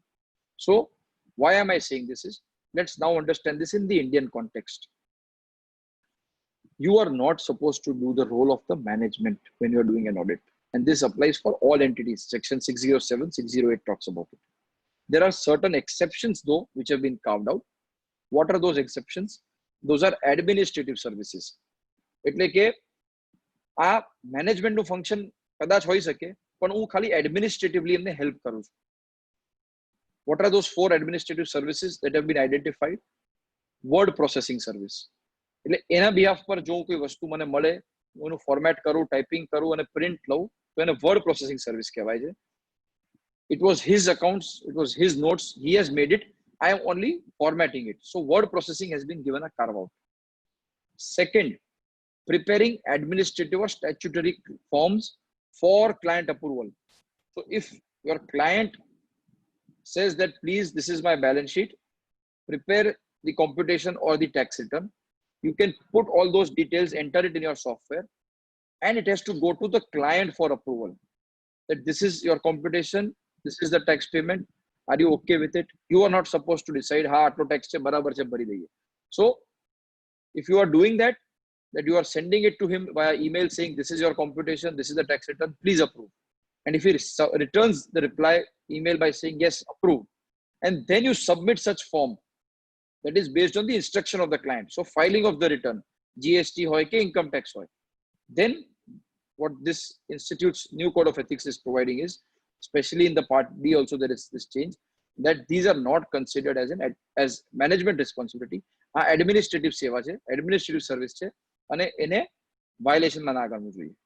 Similarly, if you are monitoring statutory filing dates, કયા ડેટે કઈ return ભરવું actually client ની જવાબદારી છે, પણ તમે એને જો મોનિટર કરીને એડવાઇસ આપતા હો તો પણ એને મેનેજમેન્ટ રિસ્પોન્સિબિલિટી ડેફિનેશન માંથી ઇન્ડિયા પર્સપેક્ટિવ થી બહાર કાઢવામાં આવ્યો છે. So I hope we are all clear about management responsibility that cannot be taken up, but administrative has been carved out. Similarly, non-assurance services, bookkeeping આપણી વાત થઈ, certain IT services, recruitment services, these are all non-assurance services and must not be performed for audit clients. Now we come to the taxation of services of audit clients. Juna code of ethics ma તમે tax service આપો client ને, there was no restriction. In the revised code of ethics, there is guidance on taxation matters. અને એમાં એવું કહ્યું છે કે generally अगर તમે ઓડિટ અને ટેક્સ બેવ કરતા હો બે પ્રકારના થ્રેટ્સ છે and again there is a restriction no prohibition please appreciate self review threat or advocacy threat કઈ કયા પ્રકારના છે આપણે સમજી લઈશું ટેક્સ રિટર્ન પ્રિપેરેશન મેં તમને કીધું એમ હું પ્રિપેર કરી ફાઇલ કરું છું ક્લાયન્ટને અપ્રુવલ માટે મોકલું છું સો નોટ અ થ્રેટ પણ જો એનું ટેક્સ પ્રોવિઝન હું જ બનાવું અને એ ટેક્સ પ્રોવિઝનની એન્ટ્રી પણ હું નાખું then where is the maker checker concept? You are preparing the tax provision and you are yourself auditing and attesting it. So in that case, it is a clear cut self-review threat that must not be done. The computation, if it is made and provision is done, then the auditor must not himself do the provision. Similarly, for tax planning and other tax advisory services, there is a self-review threat and advocacy. કેમ કે આગળ જઈને મારે એઓ સામે કે CIT appeal સામે appear થવાનું થાય તો થ્રેટ છે પણ આપણે જેમ શરૂઆતમાં વાત કરી થ્રેટને અગર તમારે રિડ્યુસ કરવું હોય by putting appropriate safeguards you have to demonstrate that જે માણસે ઓડિટ કર્યું જે આર્ટિકલ હતો કે સ્ટાફ હતો એને ઓડિટ કર્યું ટેક્સેશન માટે બીજી ટીમ હતી બીજા પર્સને કે મેં રિવ્યુ કર્યું એનું કામ there was an independent reviewer to review the work so that there was a clear cut safeguard a mechanism was put in place to reduce the threat. But if that cannot be demonstrated, then these threats exist. Similar is the case for assistance in example of tax dispute. Appeal માં જવાનું હોય તો તમે જ audit કર્યું હોય તમે જ અપીલમાં અપિયર કરો then there is self review and advocacy threat. But if you have some other person, there is a tax person, tax partner who goes and appears, the person who has expressed an opinion does not appear, then this conflict can be eliminated or reduced to an accepted level. So that is regarding taxation services. We have discussed NOCLAR, we have discussed independent standards, we have discussed management responsibility, we have discussed taxation services. I have explained to you about the 15% or more fees from same client for 2 consecutive years. So those are all the major changes. Some important definitions we will browse through now. Close family and immediate family. Immediate family, it is again like in the initial level I mentioned, આ international ઇસ્બાના code પરથી છે એટલે immediate ફેમિલીને define કઈ રીતે કર્યું છે spouse ઓર એક્વિવેલન્ટ ઇન્ડિયામાં ઓર એક્વિવેલન્ટ એનું કોન્સેપ્ટ હજી એટલું નથી બટ ઇન્ટરનેશનલી છે એટલે this definition is there. It is a spouse or equivalent or dependent. So dependent children or dependent parents are immediate family, but if they are not dependent, they will still be a part of close family because close family is defined as parent, child or sibling. So immediate family you know, close family you know, and relative is the same definition as section 277 of the Companies Act, which has been used in this code of ethics. So that was one important thing that we understood. Now finally the other definition मैं तुमने शुरुआत में कीधु PIE public interest entity. Let's try and appreciate and understand this definition because going forward in news, in various other regulations, even the institute's position is that when there are harsher regulations, tough regulations being put because of various changes that are happening, please restrict these changes only to PIE. એટલે કે public interest એન્ટિટીમાં જ લાગુ કરો નાની પ્રોપ્રાઇટરશિપ partnership કે નાની કંપનીઓમાં આ બધા ના આવવા જોઈએ and for that this PI has been introduced in this code of ethics. What is PI? Listed entity કે કોઈ એન્ટિટી જેના ઓબ્જેક્ટમાં જ લખ્યું છે કે this entity is created for public interest. And banks and insurance companies for India are also referred to as public interest entity. Important definition, you will see the use of it in the times to come. Finally, we come to inducements, hospitality, gift. You are all aware, audit assurance service karta hoiye, then they must not be, there is a total prohibition to accept this from your audit clients. From other clients, for example, if I have to simply explain, if you are doing some services for them, Diwali દિવસે મિઠાઈનો ડબ્બો આવે, no problem. But accepting a ચાંદીનો ડબ્બો, સોનાની લગડી આપે, of course, our client મળતા નથી, પણ જો આપે as a gift form, then it is considered to be an inducement, and these are all must be avoided. You can refer to section 250 and 340 to understand these gifts and hospitality and why they create a conflict. So with that, I think you have understood these major concepts. In the indebtedness, the new code of ethics has introduced internationally the concept of materiality, and this concept has also been adopted in the code of ethics. Pehla indebtedness ma koi criteria ki limit nathi, now that has been introduced. And these are, I think, majorly the changes that have happened. One important point that I would like to highlight regarding volume 1 part A before we move to part B is regarding contingent fees. એટલે કે percentage fee, percentage of profit, percentage of turnover, or event based fee. क्या success fee થશે તો હું લઈ શકીશ.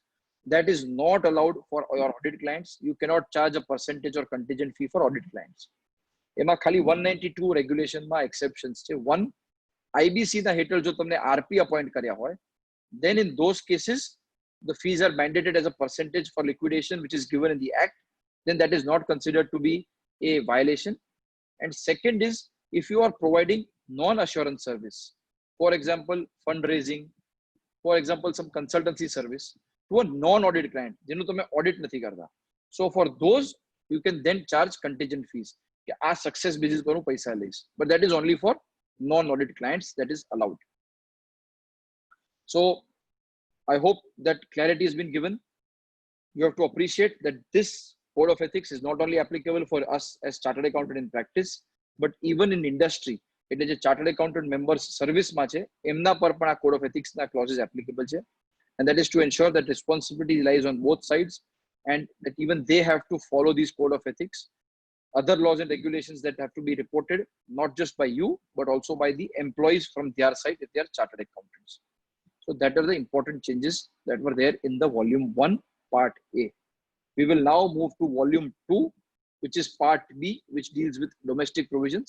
I will try and cover this in the next 20 minutes that I have, so that we can understand these domestic provisions also. What are these domestic provisions?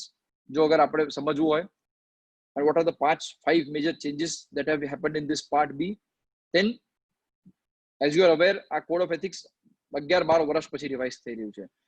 Lot of changes have happened in that period in the Companies Act. The Chartered Accountant Amendment Act of 2011 was introduced. There are council guidelines, changes in accounting and auditing standards. All of those have been incorporated in this part B. So that is the first change. All the decisions that have been taken by the council or the ethical standards board in terms of clarifications, they are now incorporated. So there is larger clarity available to members.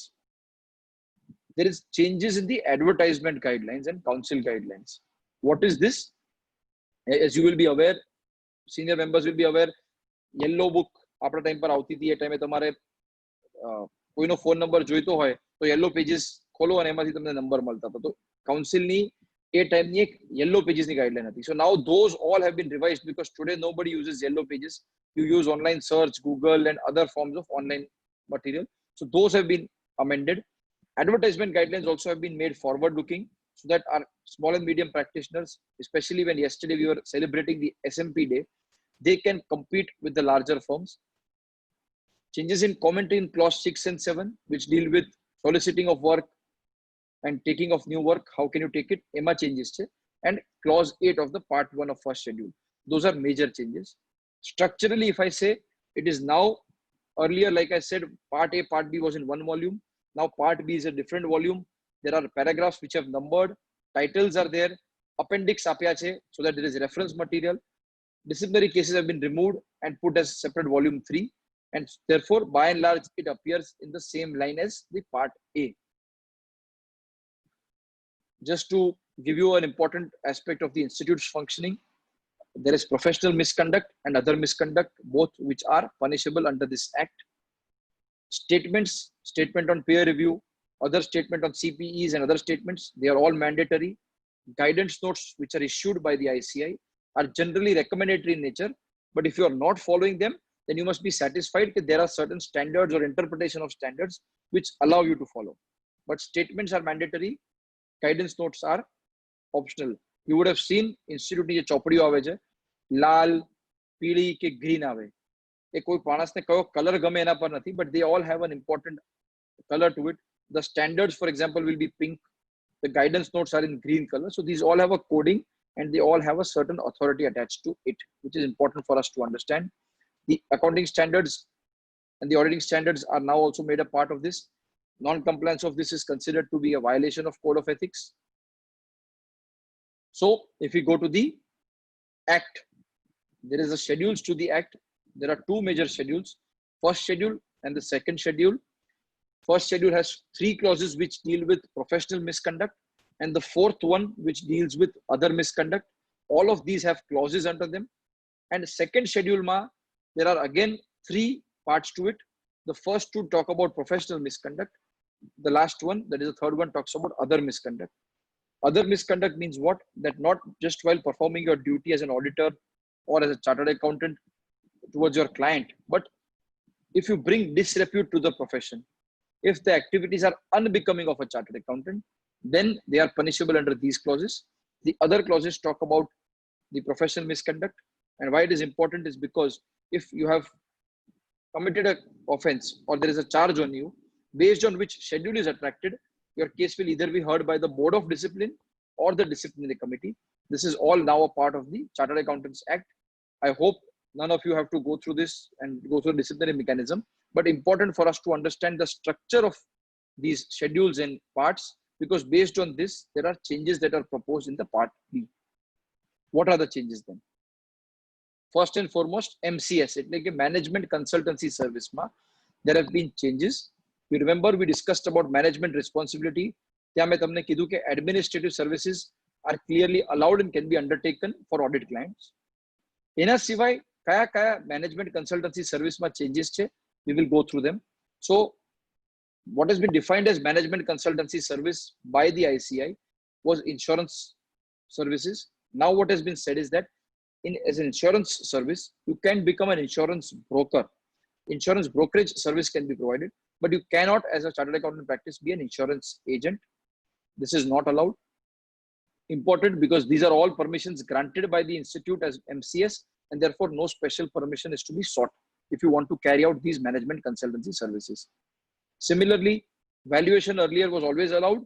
Now what has been allowed is for you to act as a registered valuer, because the new Companies Act has the concept of the registered valuer under the Companies Valuer and Valuation Rules 2017. Here, I would like to just pause for a minute and share with you that the valuation is now being created as a separate entity. Similar to the ICAI, the Institute for Valuation is being created. In fact, it's a matter of pride that we must all appreciate that when it was conceptualized, the then MCA Secretary Injati Srinivas mentioned that our institute mare ICI જેવી બનાવી છે. અને હમણાં છેલ્લા 2 મહિના પછી જે report આવ્યો, એમાં પણ what they have clearly stated is that the Institute for Valuers will be made and modeled on the line of ICAI. So I think that is huge endorsement of what our institute, your and my institute is doing, the level of benchmark it has set. I can only share with you that for CA Day yesterday, we have received the letter of the Prime Minister, Honorable Narendra Modi ji, and he also has mentioned 2 very important lines about our institute, which says that it would not be an exaggeration to say that the community of chartered accountants, many times in each time, I feel elated to meet them, and it is not an exaggeration to state that it is India's most illustrious and industrious body. Every citizen of the country values your honesty, integrity, and commitment to your profession. The nation is proud of you. This is what the Honorable Prime Minister has written to our chartered accountants just yesterday, congratulating us on our CA Day. And that is why I wanted to mention this here when we are discussing that the government is also looking at the ICI as to chartered accountants in that spirit as partners in nation building. And if we follow this code of ethics, I think that value, that level can only keep going, rising higher and higher. So changes in the MCS, retirement of partner, there were these clauses that were there in a case of dispute. Now, because the SSP has been introduced, the reconstitution of the firm is taking place online. These clauses have now been removed. If we talk about clause 3 and clause 4 of part 1 of the first schedule, earlier there was silent, there was no clarity whether you can refer fees amongst chartered accountants to chartered accountants. So one CA referring work to the other, there was no prohibition, but it was silent. Now clear-cut permission is given that this can be executed and permission is granted. With relations to MDP, it's like a multidisciplinary practice where a CA, CS, CWA can all become part of the same firm. That is also allowed under the new code of the regulations, 53A permits for it. But here it is important for you to understand that because our sister institutes have not enabled this provision, Therefore, the modalities from ICI's end to ensure the application and the effective implementation of this has not been done. Probably, again, I don't know what is the exact reason, but one of the reasons can be that they are of the opinion that if all CA firms start taking CS and CW as partners, eventually in a few years, they all may get merged into CA firms and those professions may not exist independently. Be that as it may, as of now, MDPs, the regulation provides for it, but there are no modalities in the Act. Guidance on tenders, you are all aware in 2016, a very clear-cut guidance was issued by the council saying that minimum fee in certain assignments for chartered accountants must be mentioned. This is now being made a part of the Code of Ethics Part B also. So you cannot quote where there is minimum fee not mentioned. Important for me to mention here also that last year, Jaibai was here. Under his leadership, under PDC, a tender monitoring group has been made. Je tenders ne monitor kare che, and wherever it is found that these, in cases of tenders, the chartered accountant has underquoted. Let me give you a theoretical example. There is a requirement of 2 chartered accountants and 3 staff to be mentioned, to be present for the whole month. And for a few thousand rupees, if a chartered accountant firm has taken the work, we are now calling for the cost sheet for him to explain how can he do this work in this cost. And if it's not found to be justifiable, these matters are referred to the disciplinary committee. So this is a very important change. Again, the guidance on tenders is being made here apart. It was prohibited earlier. Now the prohibition is removed to respond to tenders, but subject to this guidelines. For other degrees, mentioning the word CPA or other degrees, very clear and categorical. J institutes jode apnu MRA ke MOU che, ICAEW, CPA Australia, those qualifications you can mention. Besides that, you are not allowed to mention other qualifications on your card. Sponsoring activities. Like I mentioned, our firms have to compete with large multinational firms who are doing huge events by themselves, doing CFO awards, best present account award. And sometimes because of this, the perception is that they are able to get work for themselves. Also expand their firm and footprint. Now the ICI is going to allow firms to participate in certain events which will be held with the perspective of a network. The dream of our Prime Minister to have 10 large firms which are Indian firms. The dream of myself and a lot of members of the council, there must be 1,000 large good sized firms in the country. And to enable that, this is being enabled. Firms can now participate in certain events of the ICI as sponsors, have their stall, exhibit their services, and increase their size and partnerships. I can also share at this moment that I had been given the responsibility by the council to explore how, under the ethical framework, institute itself can have a website. Because you will be aware, last year, Urban Clap and other such websites, there was a clear guidance that chartered accountants cannot register there. So what we are doing is we will build our own portal. CA firms can come and register them. Proprietor hoy, nanam nani firms hoy, badi register karse. અને મારે કાલે ઉઠીને આનંદ કે ગાંધીધામ કે ભુજમાં કઈ કામ જોઈતું હોય, હું એમાં જઈને સર્ચ કરું એઝ અ ચાર્ટર્ડ એકાઉન્ટન્ટ, બધી ફર્મ્સ મળશે, એક્સપર્ટાઇઝ મળશે, એના બેસિસ પર હું કામ કરાઈ શકીશ. But not just me, third parties or prospective clients can also use that site to get the service of a chartered accountants. And the entire cost of building this platform and even marketing it to a huge extent. My personal belief is that if X is the amount being spent by other large foreign firms, we must spend 2X, but make sure that our small and medium firms can get the right amount of work and exposure. So that work, dear colleagues, has already begun. I have presented that report to the Ethical Standards Board, and now it will go to the council. That was regarding sponsoring. Teaching and coaching activities, you cannot advertise yourself as a teacher and coach, but what is allowed now is that you can share educational videos. It's like a YouTube par ke WhatsApp par educational video tame share kari sako છો, but you should not make any reference to the CA firm where you are a partner or proprietor. But there is no restriction or bar on sharing educational videos. In advertisement, if there are movies in which the music director, the cinematographer, the names are appearing, then in such a case, the name of chartered accountants can also appear, provided it is in the same style and size as others. In an interview that any television or newspaper is taking of yours, even there, if the question is asked, then you may mention the firm name, or else the firm name must be avoided. These are all changes that are coming in. In books, the firm name was never permitted to be mentioned. Now you can mention, for example, CA Jinesh Shah, or you can mention CA Jinesha partner so and so. So including the firm name has been allowed in the authorship of book. Silver Jubilee, Diamond Jubilee, Centenary celebrations, Platinum Jubilee celebrations of firm, they are allowed. You can popularize it, put it in the newspaper, invite everybody. This is allowed for all firms, again to give a level playing field to all practicing firms. Illumination or signboard, એટલે ઓફિસની બહાર કઈ સાઈડની signboard મુકાય એના માટે બી એક important change કર્યો છે. There is an addition which says that you can have the board now keeping in mind the appropriate visibility and illumination of the signboard. એટલે બિલ્ડિંગની સાઇન અને સાઇઝ પ્રમાણે તમે illumination signboard મૂકી શકો છો. Because now in larger cities, metros, buildings are no longer 5 or 10 story, they're 20, 30 story. And for them, it becomes important to have appropriate signage and illumination. The word internet has been now included in the commentary under clause 7, because earlier only television and films were covered. Now in today's world, people are not advertising through a physical write-up, but through website, web pages, social media is where this is happening, advertisement, and therefore internet has been specifically included in this clause. So let me then ask you one very simple question. Can this CA logo, the green tick, be used by our chartered accountants on their visiting card, on their letterhead, on their hoardings, on their car, on their two-wheelers, any other part?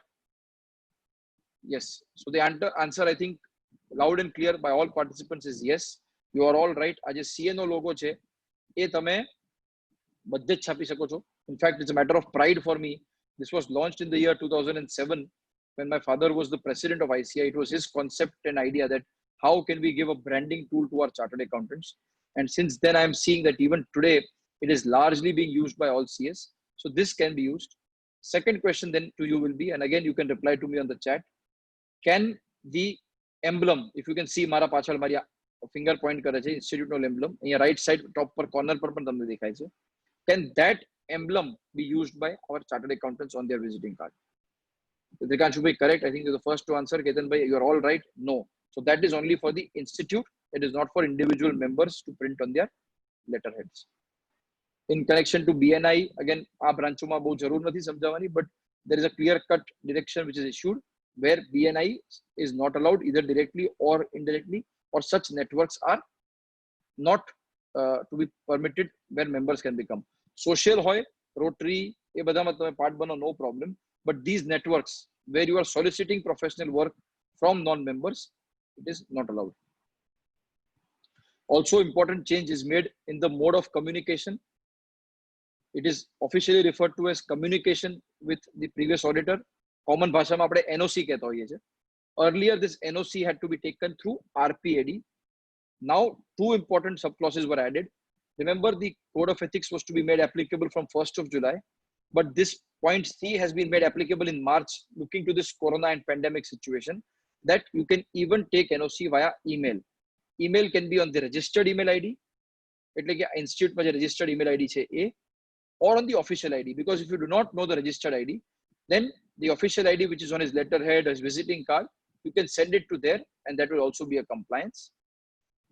Also, what is being introduced is in the UDIN portal, there will now be a facility for members to log in, select their client, and request for no objection. So the entire process, by using technology, we will make it seamless, and is very important because even today, the highest number of complaints that we are receiving at the disciplinary are for non-compliance of this communication clause, or commonly referred to as no objection clause.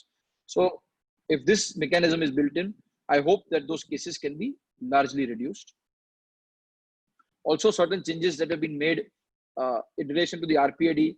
Earlier, if it was post office delivered it and the premises was found locked, then what happens? Now, for all these situations, answers are given in the code itself.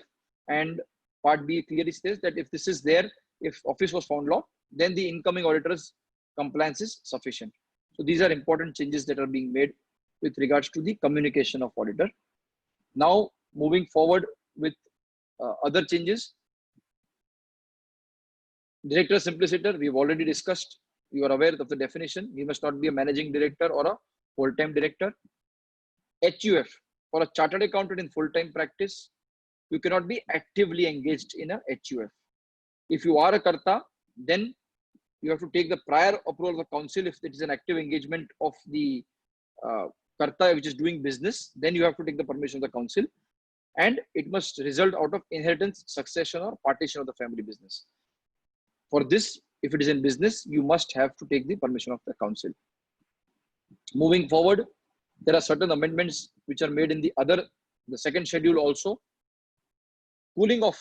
So if you have been a director of a company, 2 years પછી પણ તમે એ કંપનીનું audit નથી કરી શકતા. So for 2 years, you cannot do the audit after stepping down as a director of a company.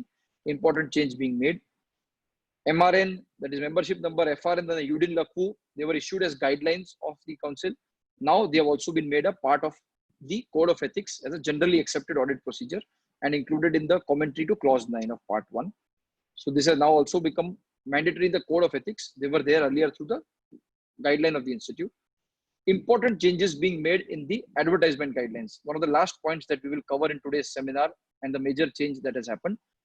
Advertisement guidelines, like we discussed, being more progressive, being more current to the times, and therefore changes have been made to all these guidelines, the website guidelines, the telephone directory guidelines, the online consultancy, and other guidelines that appear. What are these changes? So first and foremost, earlier the permission was to give a write-up. Write-up એટલે કે printed write-up માં તમે તમારી ફર્મની વિગત આપો, profile જે આપણે કહીએ છીએ એ. હવે એમાં સોશિયલ મીડિયા સાઇટને પણ ઇન્ક્લુડ કર્યો છે. એટલે તમારી ફર્મની જો પેજ હોય, that is also included now under these advertisement guidelines. એમાં શું અલાઉડ છે?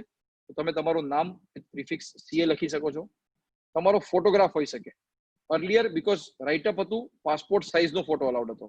But now, when I am on an iPad, you are on a laptop, somebody is watching from a phone, passport size mapai nahi. We are saying you put a passport style photograph, formal photograph of your face, maybe up to your chest, that can be put on your websites. You are allowed to mention your positions of directorships. If you are registered with a formal network of ICI, that can also be mentioned. But the fundamental principles of advertisement, they have to be honest and truthful. You cannot make exaggerated claims that come to us and we will ensure refund in 5 days, or come to us and there will be no scrutiny. Those are all exaggerated claims, should not be made. They must not bring profession in disrepute. You don't want tomorrow a chartered accountant to go to Bhuj railway station and say 3 tax audits 2 free, 3 tax audit law jode 2 free. A situation આપણને નથી જોઈતી. એટલે we are saying profession in disrepute માં ના લાવવું જોઈએ. એનામાં testimonial કે endorsement ના હોવો જોઈએ, જેમાં કોઈ આઈને કહે કે ભાઈ આ CA સૌથી સારા. No, આપણે બધા જ સૌથી સારા છે. There cannot be a comparison between 2 CA firms. It must not violate any provisions of the Chartered Accountants Act. Font size in this should be 14. And if any of this is found to be in violation, then the ESB has the power to instruct the firm to remove certain portions or the entire write-up. So this has been the changes that have been made in the advertisement guideline. Even in the council general guidelines, you are all aware, 60 tax audit limits is the limit that a chartered accountant can do. A 60 ma 44 AD, ADA and a 44 AE is not included. Also important for us to remember that this limit is qua chartered accountant and not qua firm. So if you are 2 partners, then the limit of the firm is 120. If one partner is doing GST and other is income tax, one person signing, still there will be compliance of this general guidelines of the council. Ceiling of fees we have discussed. 40% ની જે recommendatory limit હતી હવે કાઢી નાખી છે, કેમ કે part A માં 15% ની limit introduce કરવાના છે. Like I mentioned again, we have a council meeting on 30th of June. So if any changes in that, I will promptly inform you and make sure that awareness is spread. With relations to the Companies Act audit, you are aware 30 audits are allowed. It is proposed to retain this chapter such that the maximum limit of 30, there is only 2 exceptions, OPC and dormant company. So a chartered accountant can only do 30 company audits. For this 30, OPC companies, that is 1-person company, and dormant company will not be calculated. These are the appendices to the code. All the standards, accounting, auditing, disciplinary mechanism, all guidelines, the foreign MRA MOUs, the ethical standards board statement, UDIN notification, tender notification, all have been now made a part, including the CA logo, of this part B, volume 2 of Code of Ethics. So very important changes that have been included. and made in Part B. Finally, Volume 3 is the disciplinary course case referencer. All disciplinary cases clause-wise have been mentioned here. You can go online and see it. I'm sure the branches will also send all the 3 in soft copy to their members. Recent decisions of the Ethical Standards Board, CA firms are allowed to register on Udyog Aadhaar, that is the MSME portal. That has also been allowed. Similarly, other changes that have been made by the ESB have all been included as a part of this PPT. You can all look through this clarifications that have been issued. They are all included in the part. I will also be sharing my PPT for you to go through them. So finally, if you look at where we are proceeding, artificial intelligence is expected to take over a huge part of our profession, accounting or auditing. These are the ethics that are identified in the AI world, in the artificial intelligence world, and each of them correspond or map to the fundamental principles that we have discussed. आपने जो शुरुआत में चर्चा करी, integrity, objectivity, professional competence and due care, confidentiality, and professional behavior. Those are going to be extremely important. The AI ethics framework, privacy and security is also going to be key because data is going to be the future. And I think if all of this can be maintained, if we can appreciate that, yes, it is the ethics that sets us apart, our point, which is our arrow, should always be pointed towards ethics. If we comply with ethics, I think the flag of the profession, the brand chartered accountant, the way it is, we can take it further higher. And I wish that with this session that we have discussed, the Volume 1, Part A, Volume 2, Part B, and the disciplinary case laws, which is Volume 3, I've been able to give you a clear-cut understanding of the provisions of the disciplinary cases, of the code of ethics, the changes that are coming, the advertisement guidelines that have been amended, the NOCLAR, the PI, the communication with those charged with governance, all of that have been covered. I once again thank all of you very much for a very active participation, and once again thank the branch for inviting me. Thank you very much, sir, for the detailed guideline on all